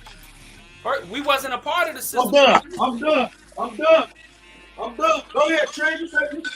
We didn't become part. We didn't become part of it till later on. So the system that you said that ain't working, when we did get a foot in the door to make it work for us, we threw our hands up and dropped the ball. See, listen, this Never be followed through. Go ahead, Tree. This what people not. When y'all talking, y'all, we all saying the same thing. You know what I'm saying? But the thing is, people don't understand what Mark is speaking from is because he's saying, look, I'm infiltrating. I went to run for the city councilman. I'm trying to get in for the people as a whole. He's saying, hey, I understand that y'all saying, oh yeah, the people in power, this, that, and the third. He's saying literally, fuck that. I'm out here active. I'm out here trying to save the community. I'm trying to save humanity. I don't care about the people in power, the race, the color, you know what I'm saying? I'm literally trying to save humanity. And that's what he's doing. He pushing for one community. You know what I'm saying? That's all he literally saying. He ain't saying, hey, no, he not saying what y'all saying is wrong. He literally saying, okay, I understand what y'all saying, but I'm literally In order to get our humanity back, we have to infiltrate that system that we in. We got to be able to get in there and then be able to work from the inside. You gotta have the right people in there. You can't just have any old body going off up in there. Like you say, when they start pushing back, they tuck their tail and sit down. They're not gonna speak truth to power. That's the problem. We don't get people who speak truth to power. And then the second part of that is we'll send one man to fight an army as opposed to sending the multitudes. Because if you send multiple people into those same spaces, they got a lot more voting power that's gonna move things in the direction that need to be moved. One person still one vote. Can I say something? I think. Go ahead, Solo. Go ahead. Hey, here's the problem inside the conversation, right? I think it's inside of the delivery of what's being said. Because what Trent just said about Brother Marcus is that he's saying he ain't worried about who at the top, but you are worried about it because you're telling us we need to be the ones at the top. So you can't say that you're not worried about those that's in play, but you're trying to get in play because you're running for office. That means you're trying to get in play. So we got to worry about those people. The problem is we don't want to be those people. That is our problem. Our problem is that even we complain about, we are, even everybody out here, you know what I'm saying? I've been out here 10 years. And man, I just constantly heard everybody, all the brothers coming out, everybody talking about, man, the problems we having in jail, but ain't nobody pushing their family to go join the jewelry pool. You understand?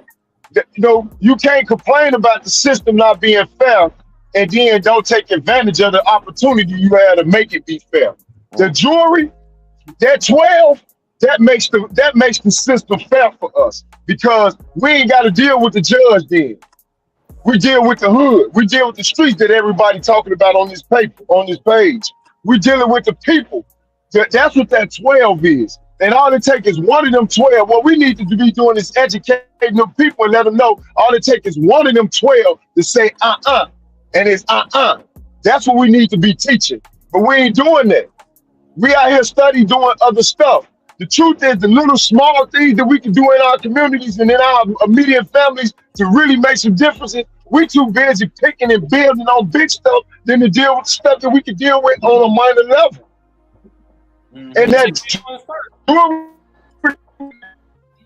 And that jewelry picking is number one. Now, what I do now, politic wise, I was a person, and anybody know, I'm a person that I never really cared about voting or none of it. But since I've been here, I realized that, man, if we don't participate in this voting thing, we don't got no, that's the laws are what's dictating things. So we need to be the lawmakers.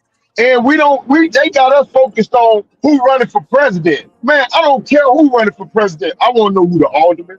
I want to know who you know, I want to know who on the city council. Them the things that make a difference. I want to know who the senator of this state. I want them the things we need to be worried about.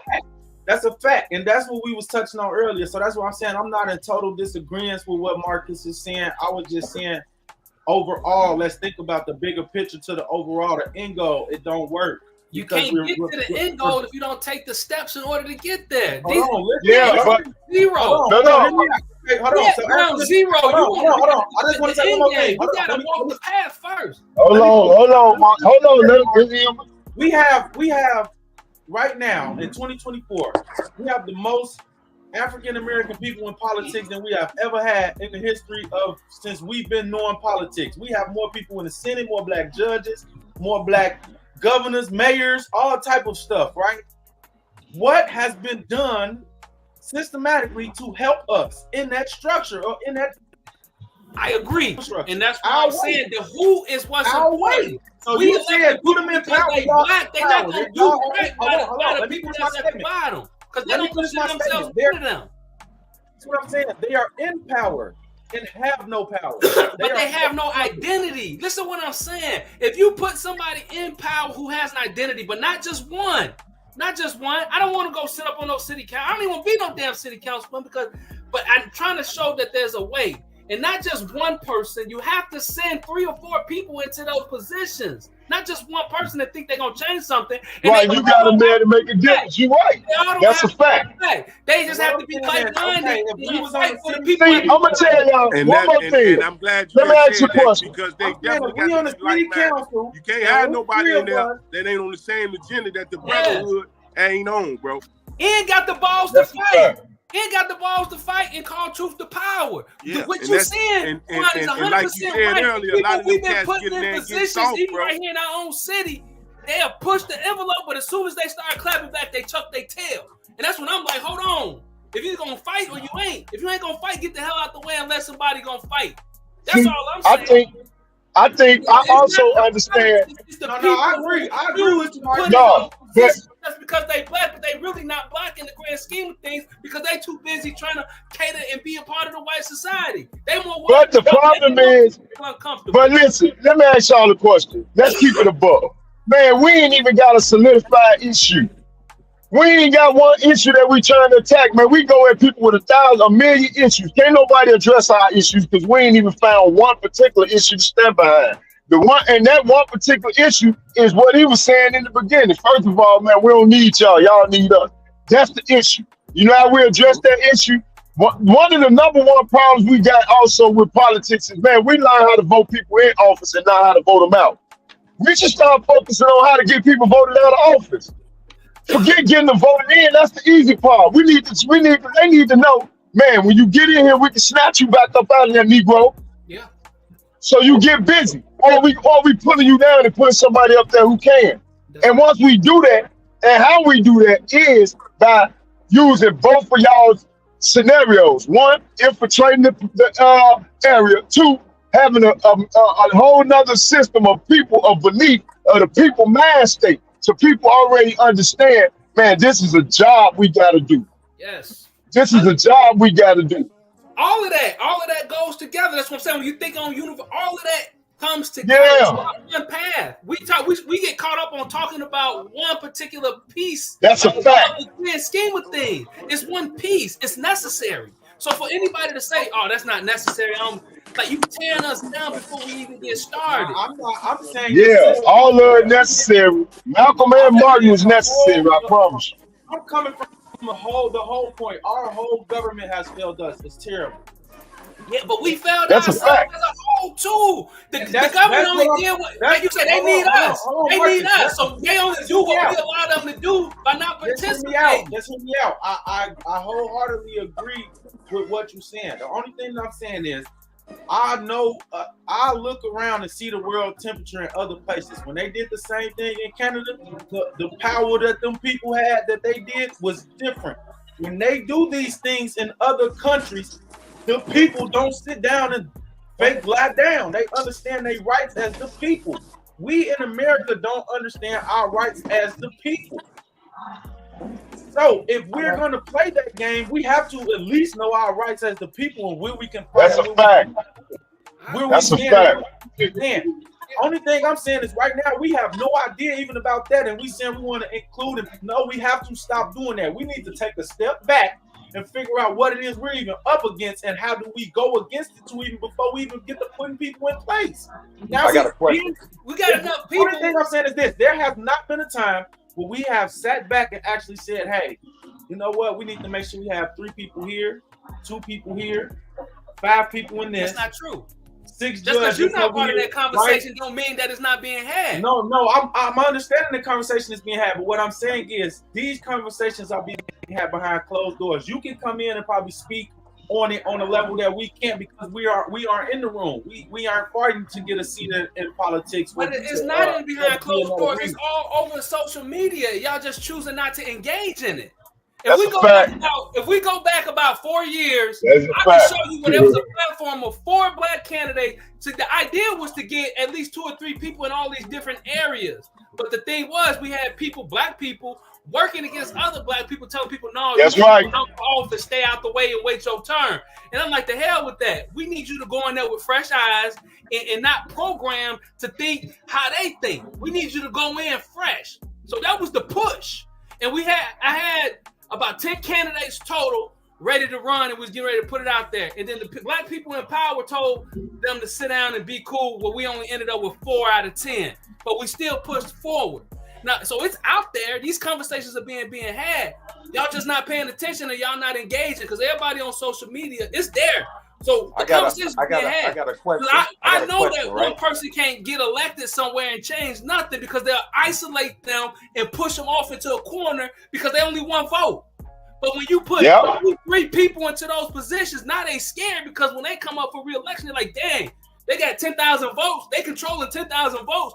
We better listen to what they saying and then vote in that direction in order to change the policies that we're trying to change. That's how the system works. ETL, my bad. Go ahead. ETL, I got a question, right? Go ahead. I believe, I understand wholeheartedly what everybody is saying. I understand it. My question is, we need the people, right? We need the people to make all these things happen, right? Damn thing, man. Okay. So since I'm going to say 90% of our people are timid, what do we do to make them comfortable to step in with you? We need brothers like educate them. He got access to the younger crowd. They're listening to what you got a voice.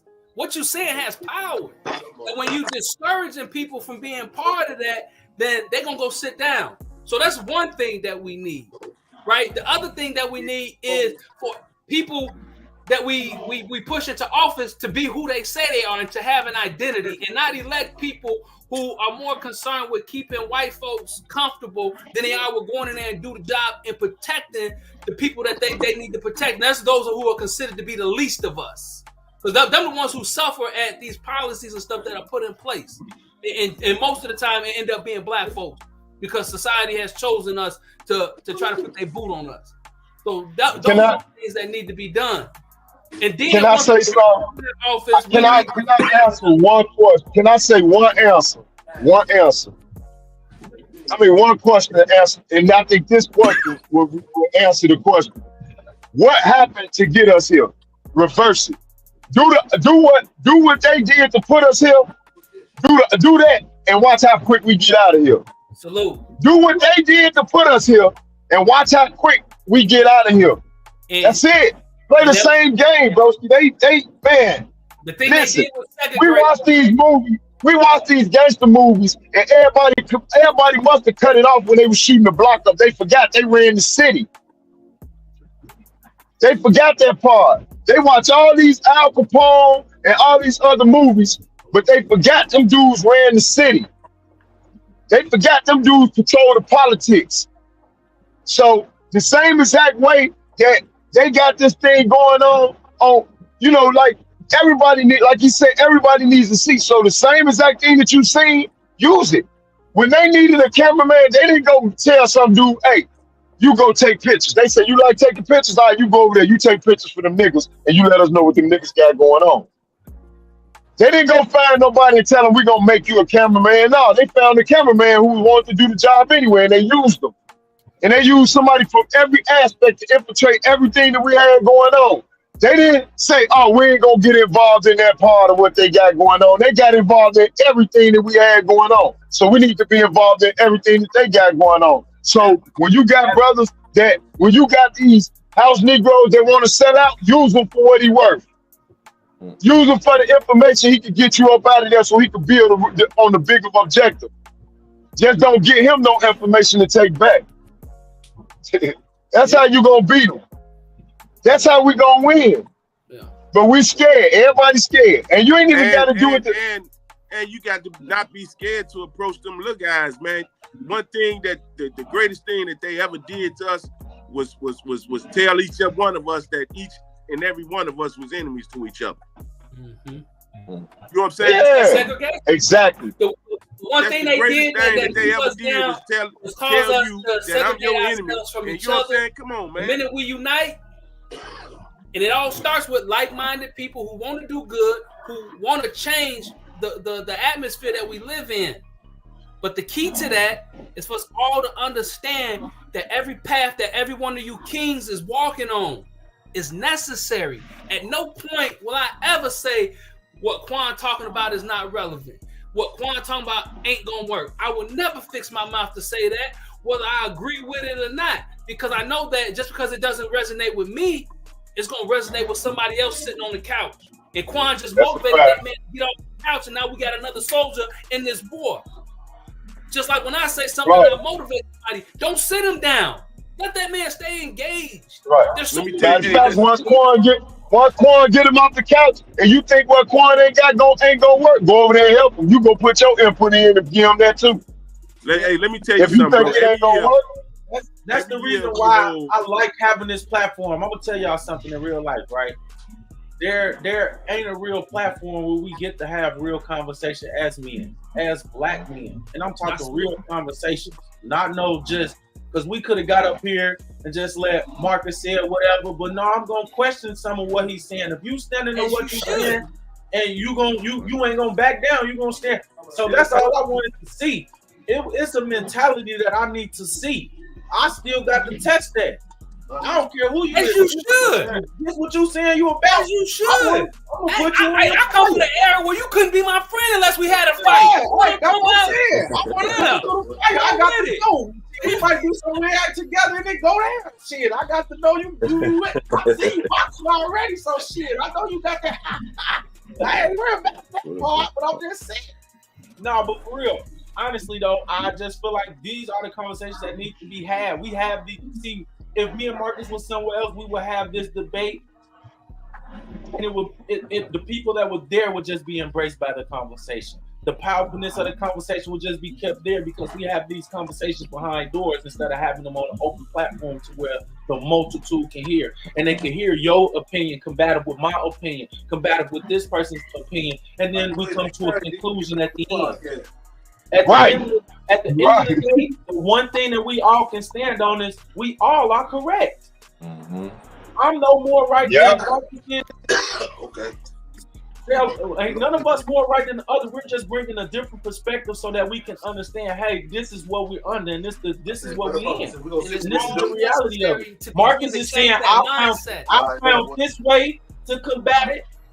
You know what I'm saying? I found this way to combat it. I'm saying I found this way to combat it, and at the end it's going to all come together because look, we like-minded at the end of the day. I agree with what you said earlier, Marcus. Yeah. We do need to stop doing that with each other because that is where some of the divide comes. That's where that hostility comes from. And we have to get we easily have that with each other, but we don't have it with other races when they do the bullshit they do to us. Yeah, that's right. We allow them to us, but we'll demonstrate each other on here. No, that's not what we're gonna do. When it's all said and done, after this debate, I'm gonna empower my brother Marcus. I'm still gonna empower because at the end of the day, we all right. He didn't say I'm gonna tell you, hey, here go a prime example. Kanye West put on a MAGA hat. Everybody labeled him as a crazy idiot, stupid, goofy. Don't listen to him. Don't listen to nothing he gotta say. He can't be trusted. He a house nigga, a coon, a sellout. Kanye West say, listen, man, if I don't put this hat on, I don't get the platform. Everybody started talking about him. Oh, yeah, house nigga. So I asked people, man, y'all, did you go hear what Kanye West told the president when he got in front of Trump? 99% of the people I talked to said, no, black folks, GDs and everybody. So I asked, I said, listen, you know Kanye West got up in front of the United States and told him, man, they gonna break it down. Yeah. Yeah, you can't say that. Yeah, man, it's all good. Get to the point of what we can say. So, okay, but you know they said, he said they gotta let these folks lose. I said, he said that, man, y'all not labeling our children with all these mental illnesses and all this garbage. So what the house nigga? I said, ain't nothing he got up there and said, and I said, but y'all, you know why he ain't getting no support? I said, if it wasn't y'all, the dude might be out. But y'all let the people get y'all want support the dude that was in front of the world, tell them that about. You know, y'all didn't get behind him before somebody else tell y'all was a clown, goofy. Because you like the route he was taking, you get there. necessary. Like brother just said, it's not necessary. They don't because he wouldn't have been around today. But had somebody got behind them, had the multitude get behind them, what would be the conversation we would be having today? Because back in every issue that he was on that point, he was gyms right now. You can't even hear him. Hey, Salithio, bag out and come back in, bro. They got you. All of that, we lost all that, but I know he was dropping it because I was catching bits and pieces of it. Oh man, yeah.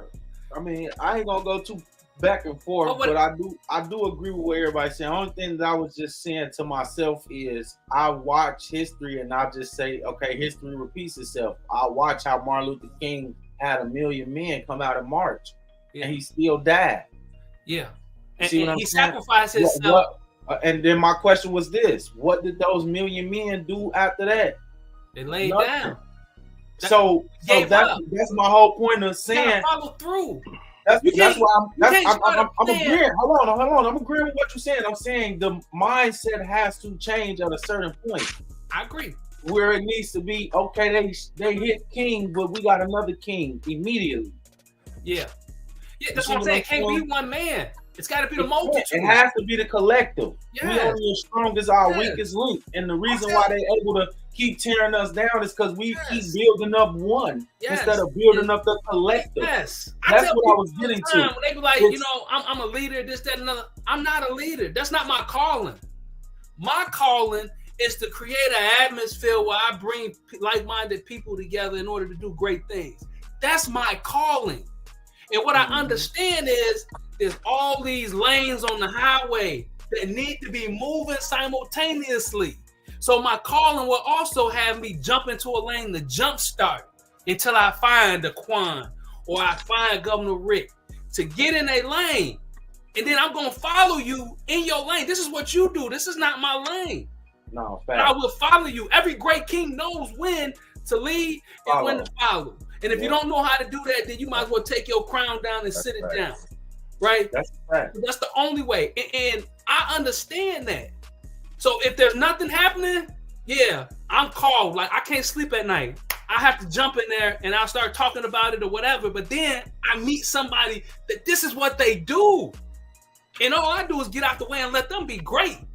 This is what they called to do. All I was called to do was make some noise and wave the flag, create a cornerstone where they had a space to come to be who they are. I don't want to control, influence. That's not my purpose, because that individual already has his own identity, his own purpose, his own calling, and all I got to do is support him. That's it. That's it. No, that's a fact. Yeah. So that's why every great kingdom is built on a multitude of kings. They're not rivals, they allies. It don't make me less of a king to say, Quan, I salute you, King. Governor Rick, I salute you. It don't make me any less of a king.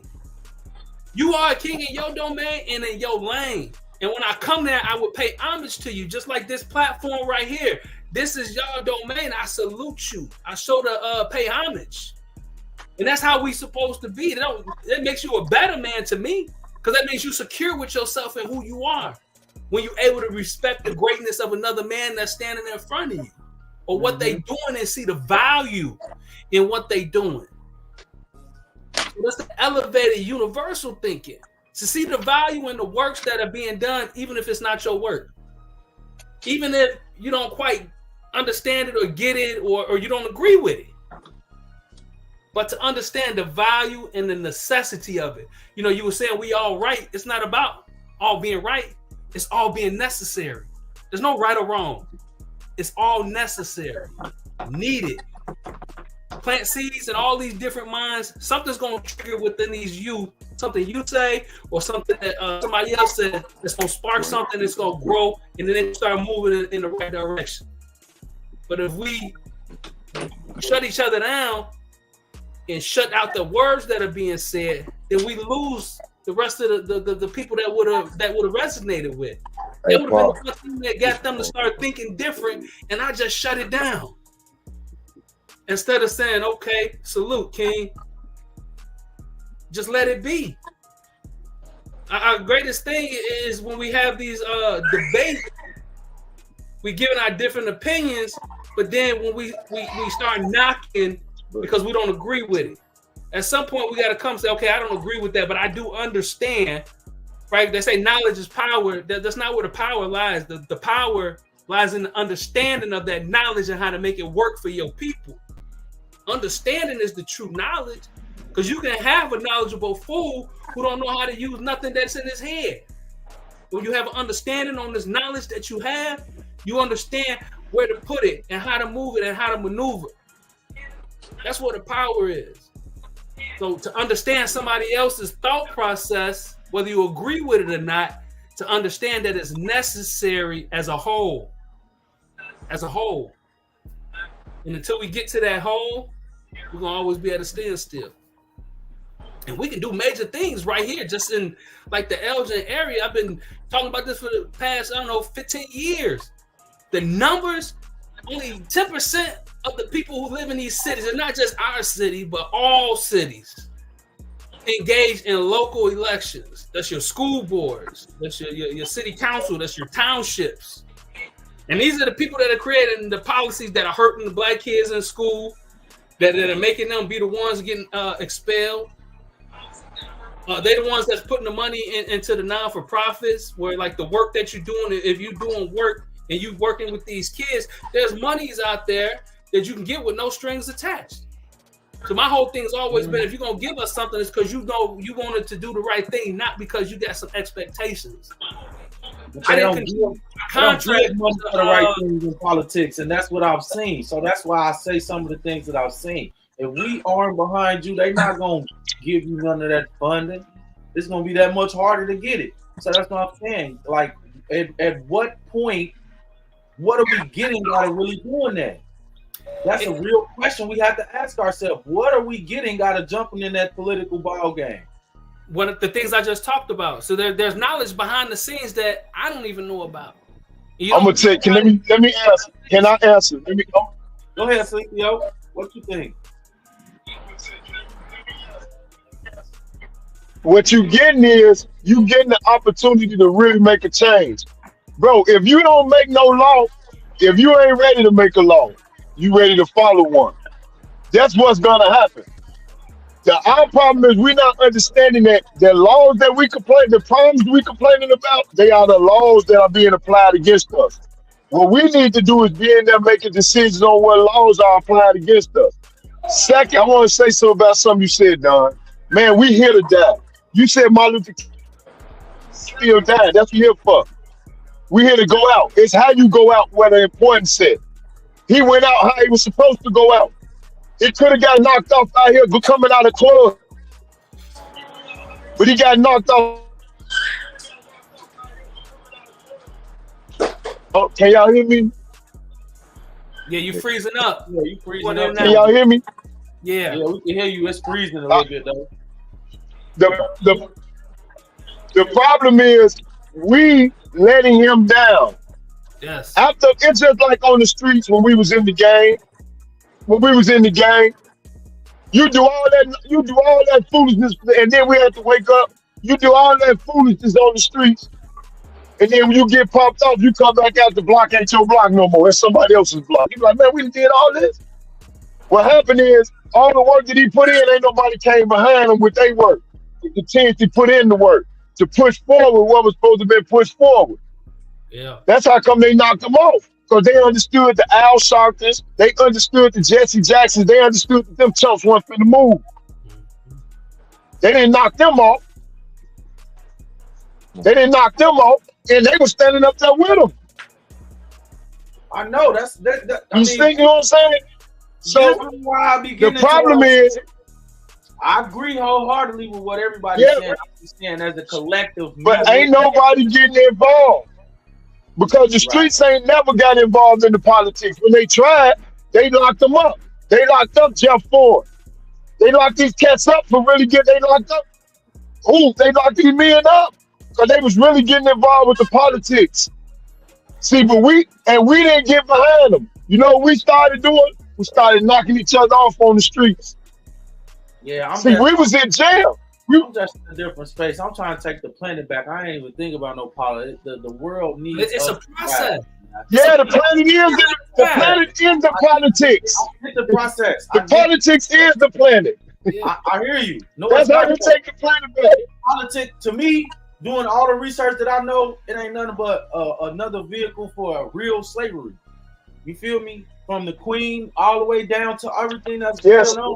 Like, I'm getting out of the straw. I don't want a part of none of this that's going on. I don't have to be a part of white people's civilization and what they created. God didn't put me on this earth to be a part of. I got one question for you. Earlier, I'm governed to whatever I govern myself to. So if I take myself out of these suggestible laws, which we all can do, which is legal for all of us, but we act like we don't talk from that standpoint. We still trying to play the game with them. I don't want to play the game with them no more. So you saying you're gonna take yourself out of the law, right? So like a sovereign citizen, right? You have to be a part of the society that they built. If I want to go live off the grid, there is no living off the grid in real life. I'm not saying get rid of everything in totality, but what I'm saying is there are things in place to where we can go get our land back, so we can build our own structures. We don't have to be governed by their law and what they say. Yeah, there can be another law. They won the war. They won the war. They govern the land.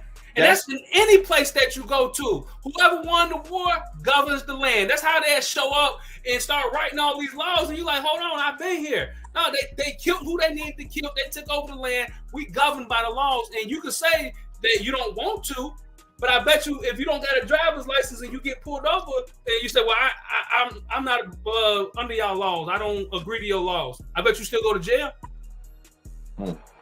Right? So you have, there's some things you have to do. Yeah, they don't honor sovereign over here. Don't celebrate holidays, right? Because those are things well, they was at first, but then people started going to court and saying all they real laws. They talk about you sovereign. They gonna tell your ass no. And it's not. But I already understand the. Ain't no loopholes, man. You governed by the laws. You governed by the law of the land that you live on. This is the only thing I'm saying. This is what I'm saying. Okay. Now you want to get to contracts and things like that. If we push 40 acres in the mule and reparations, those are contracts that the government said that they was going to give us as black folks and being descendants of slaves. So is this land not ours? All the land is ours. We're the original people. Okay, so if we're the original people, that's what we need to be talking about. Getting our land and resources back. We are part of the animal kingdom. We are part of the animal kingdom. And in the animal kingdom, when you want something, and they took it. We lost it. The number one way to get it back. The number one way to give it back is to get in power, to be able to write the law, to be able where we get the land back. That's the number one way, because we gotta we governed by where we at. You gotta live in the house. You gotta live in a drive a car. You gotta go shopping. I'm gonna plant a seed today. I challenge y'all. Go do your research. Yeah. Power to pen. That's all I'm gonna say. Go do the real research. Been through all that. That's all I'm gonna say. Stuff is not even relevant. Let's go through the research. I may have seen some things with my own two eyes that you gentlemen may have seen that changed my paradigm of thinking on that level. So I'm not here to go back and combative with y'all. I'm just saying, do a little more research. Maybe it's what you ain't seen that the problem is. Then we can come back to this comment. Now I'm being honest though. Yeah, but maybe it's what you ain't seen. No, this is the only thing I'm saying. Right, but what the research in the reverse? I heard you when you said that too. A lot of that comes to.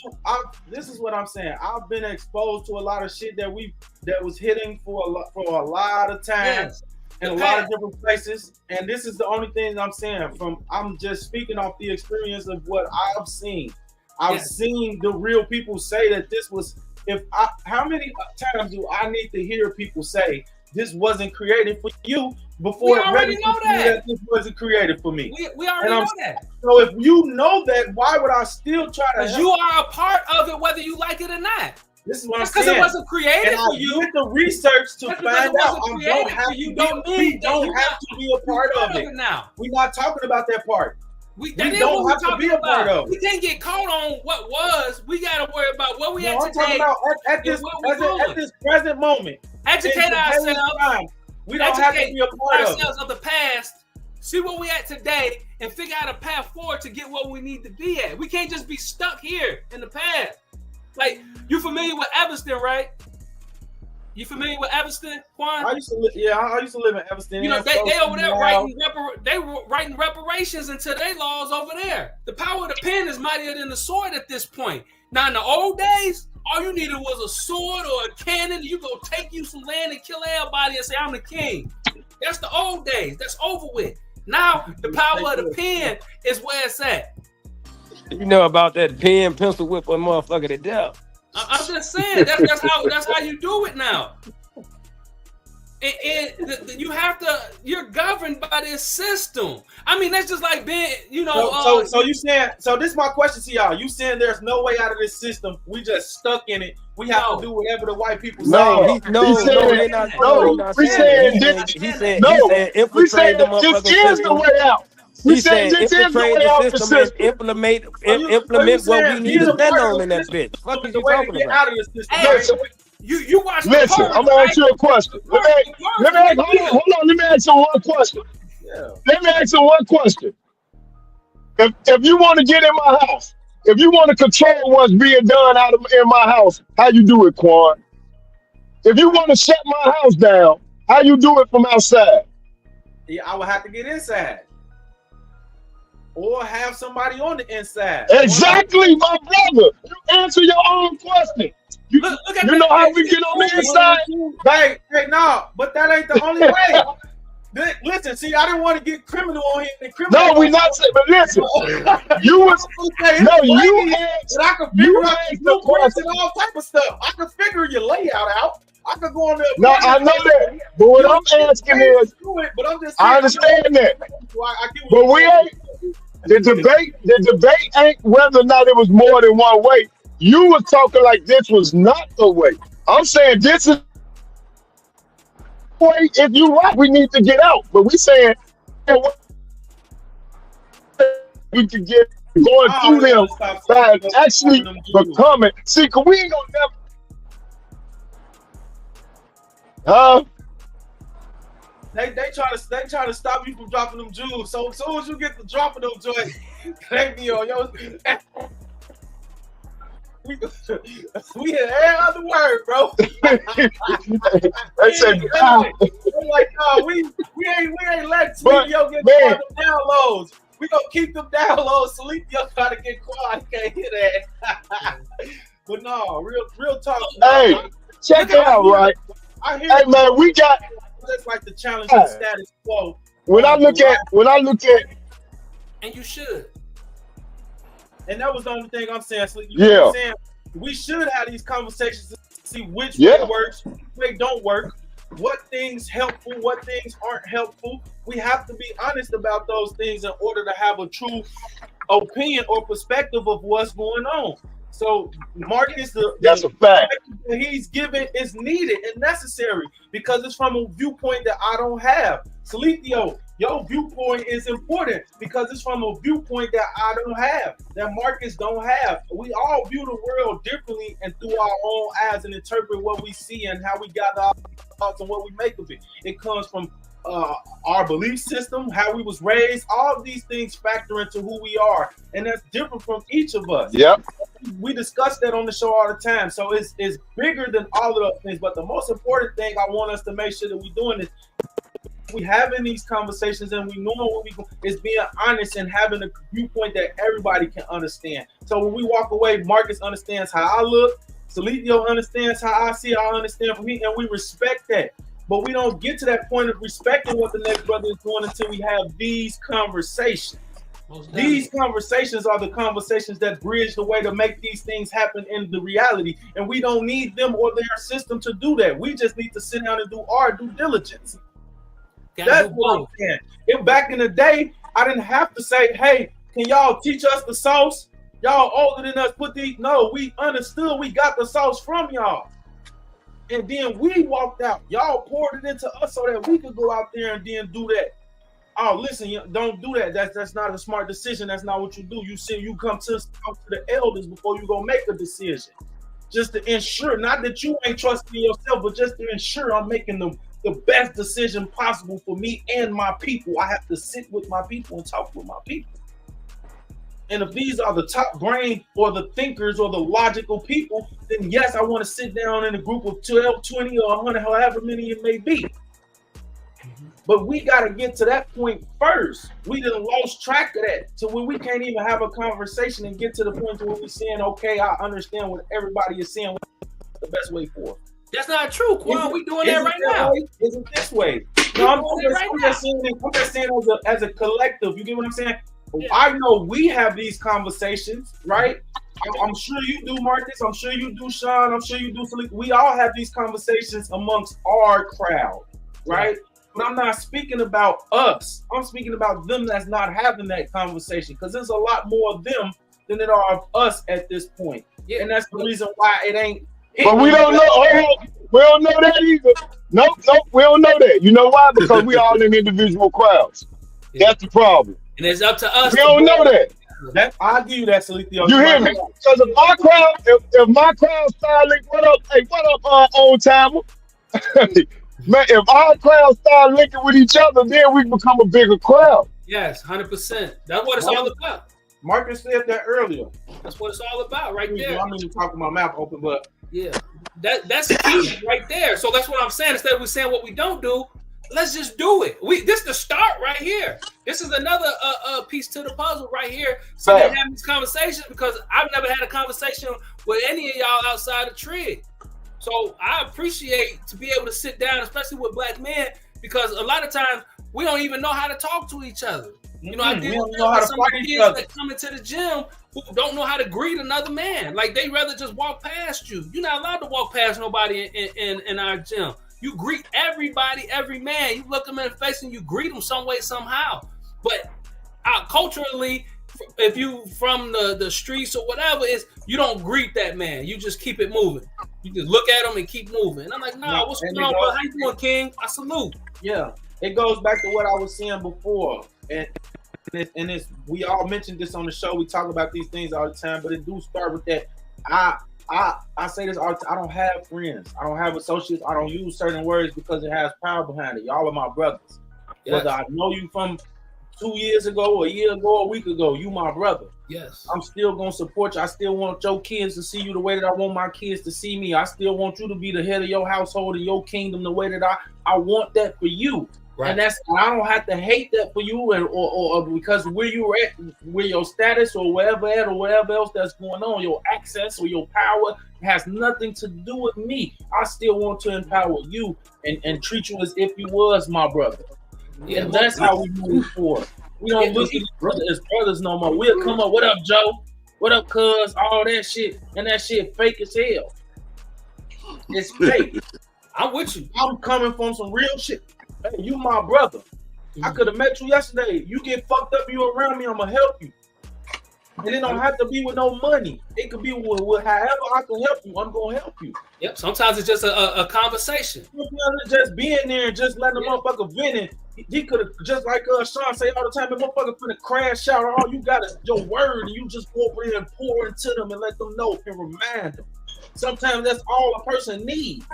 100%. It's somebody to just tell them you are important, you love, you needed to be here. Somebody needs you. I need you. Yeah, you need each other. There's a path forward. Yeah. I can't grow and get better without a Sean, without a Marcus, without a Gov. I'll look up to that because I'm like, they are before they're wiser than me.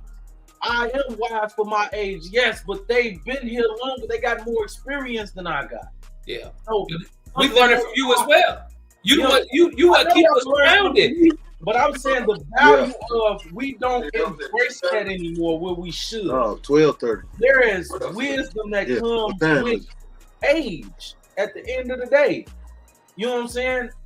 You know certain things that I just don't know because you've been here longer. You've seen the world in a different dynamic than I've seen it. You remember when stuff was 20 cents, fast. You know what I'm saying? I ain't from that. So you can really have, you get what I'm saying though? Your dynamic of how the world really works is totally, when I came in, it's computers and phones coming out.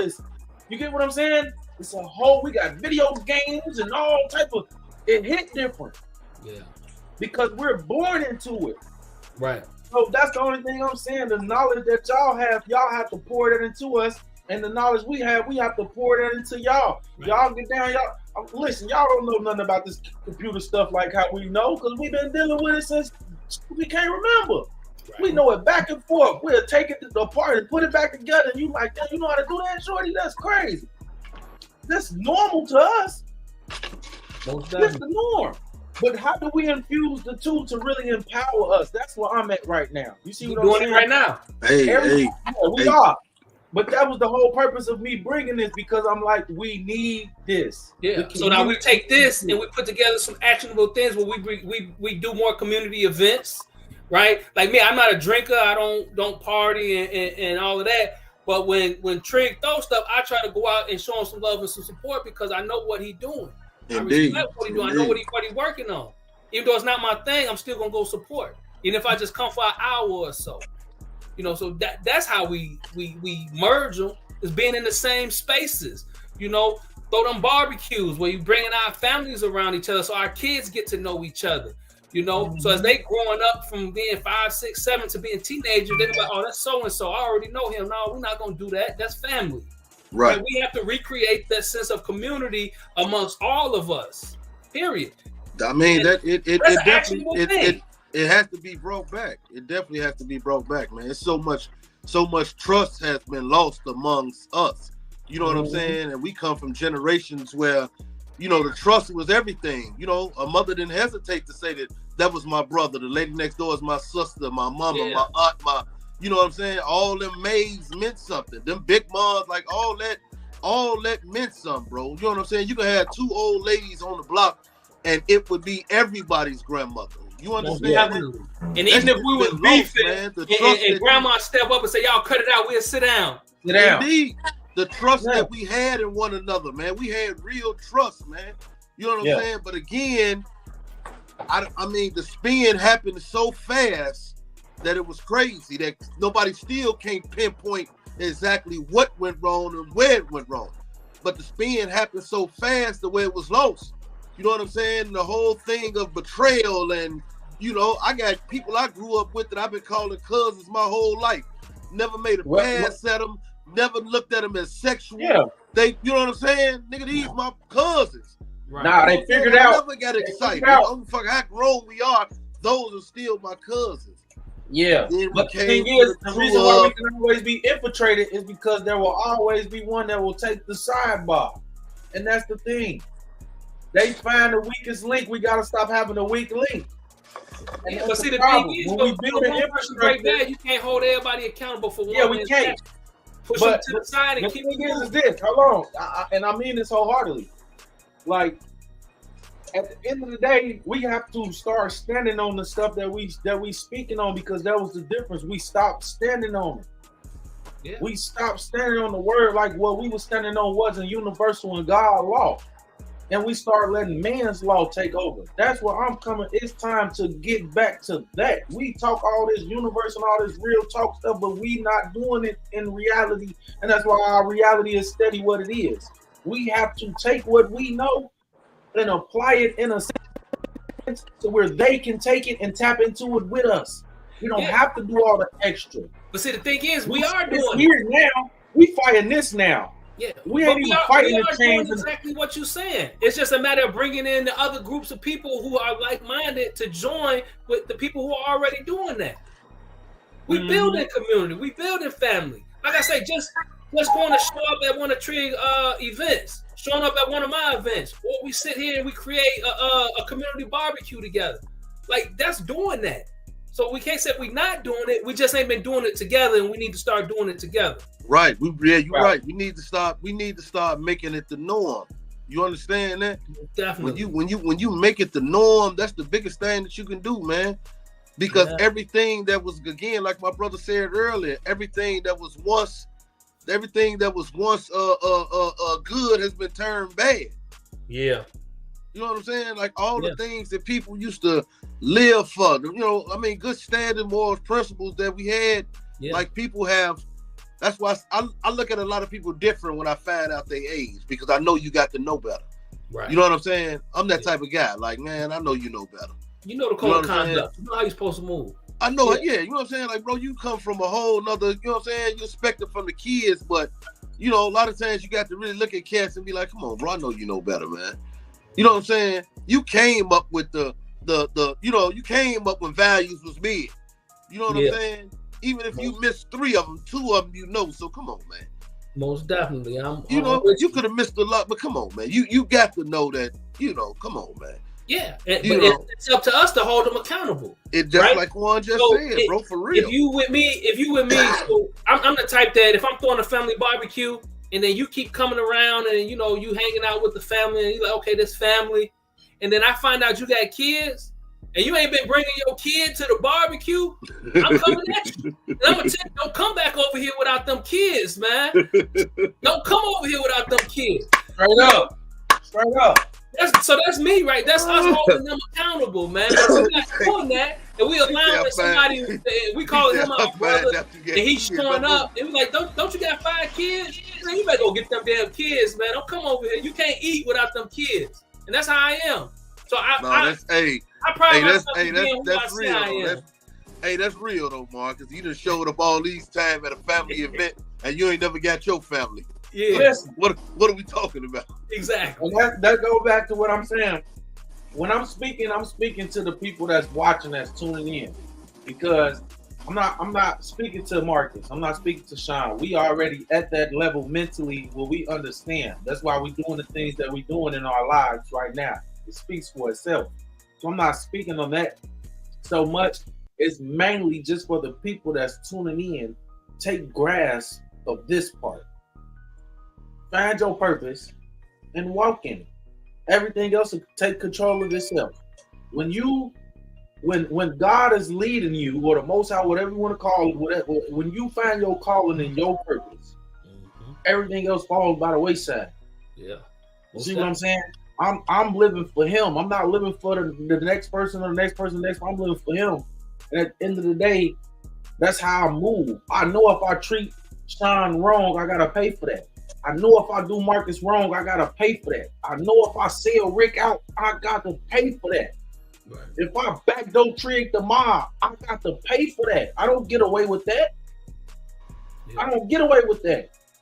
And it may not even be me. It may be somebody else around me that's affected by the choices that I've made. 100%. Right about that. That we don't take into consideration or talk about or speak on. I got a lot of people that's with me that my choices affect. It don't just affect me. Yeah. Right. And once we agree and understand that, that's when we get to a point to where I ain't no phone finna die. Marcus, I can move with my brothers, and I know what type of time we on together, because we on the same type of time. I know in his heart he ain't gonna move like that. Even if the temptation came in the easiest way on the platter, he'll smack the platter. Most definitely. Them the people I want to move with. If you ain't nothing wrong with that. I can't rock with you. Ain't Because nothing I know wrong you will with that. steal me out for anything. Hey, I'm gonna tell you what. I got one of the shirts I got, Quan. That motherfucker say that it say dare to be the one person that no one ever thought that you could be. $100,000 to put Marcus in a place. It ain't enough for me. Come on, it ain't a number that you can get me to sell my brother out. The problem is somebody got a number. Yeah. Because they not woke enough or rise enough yet to know the power within them and the power of why they want to even offer you something for that brother. That's right. And that's why the powers of be don't like me, because they can't buy me. I'm gonna be who I am, and I'm gonna call I asked you when they vote. I ain't sugarcoated. Well, who paying for you? Say what? I don't mean no disrespect, but who paying? Who financing you, brother? Because that's my first question. Who had you? Because that's when you making laws. It say a lot.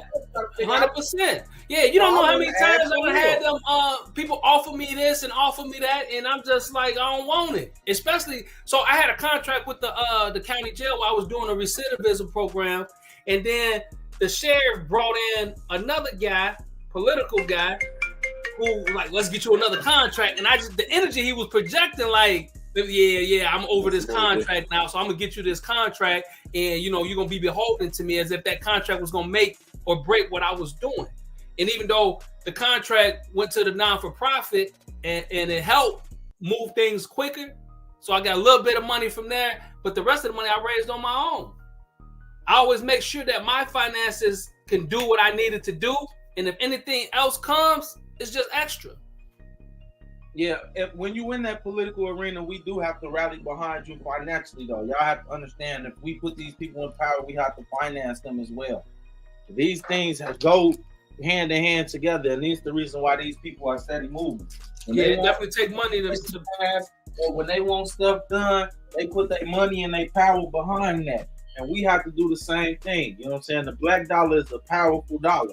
And what we do with it is important. But instead, we going by Gucci and Louis and everything else and empowering the same people that's oppressing us, not understanding where to put our dollar at to make our dollar make value for us. So I get where Marcus was coming from when you were stating all of that. I totally understand.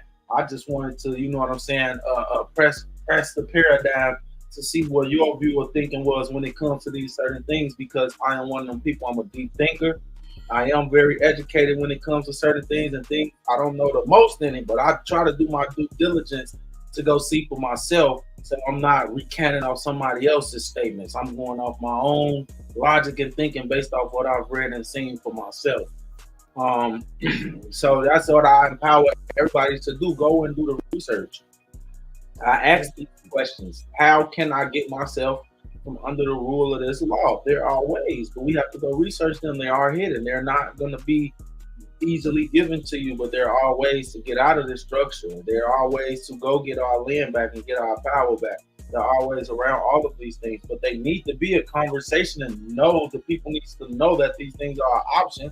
But a lot of times we don't even know that it's an option. Yeah. And I'm just one of the people that I like to look at. Let's look at all of our variables and then say which one we should go with. I feel you. So when you do take a lot of those steps and say you give up your citizenship or you do this or you do that, now you're still at the disposal of the government of the land. Now the only difference is now you're not a citizen, so you don't got the same rights. So now you could put yourself in a position where the same government that you don't want to be a part of has more power over you, and you have absolutely no recourse at all to deal with them.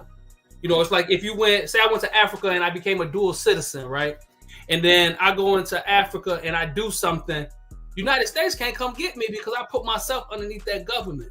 Mm-hmm. And now I'm obligated to live in whatever they do to me, I have to accept it. So now, I do understand that too. Yeah, we got to be. Yeah, so I mean, the little bit of power we do have, if we give it back to them, that's what they want. They want us to sit down and allow them to just maneuver and do what they want to do until they shake up and change all the laws. Well, they could write us right back into slavery, just like that. Especially with the way they stack the Supreme Court. We already are. Now, I'm talking about legit back 400 years ago slavery. I'm not talking about the mental state of slavery and then slave to the system and all that. I'm talking about legitimate, where they can come in and round up all black people and stick them in a concentration camp and start selling us. Like, that's what the power of the pen can do.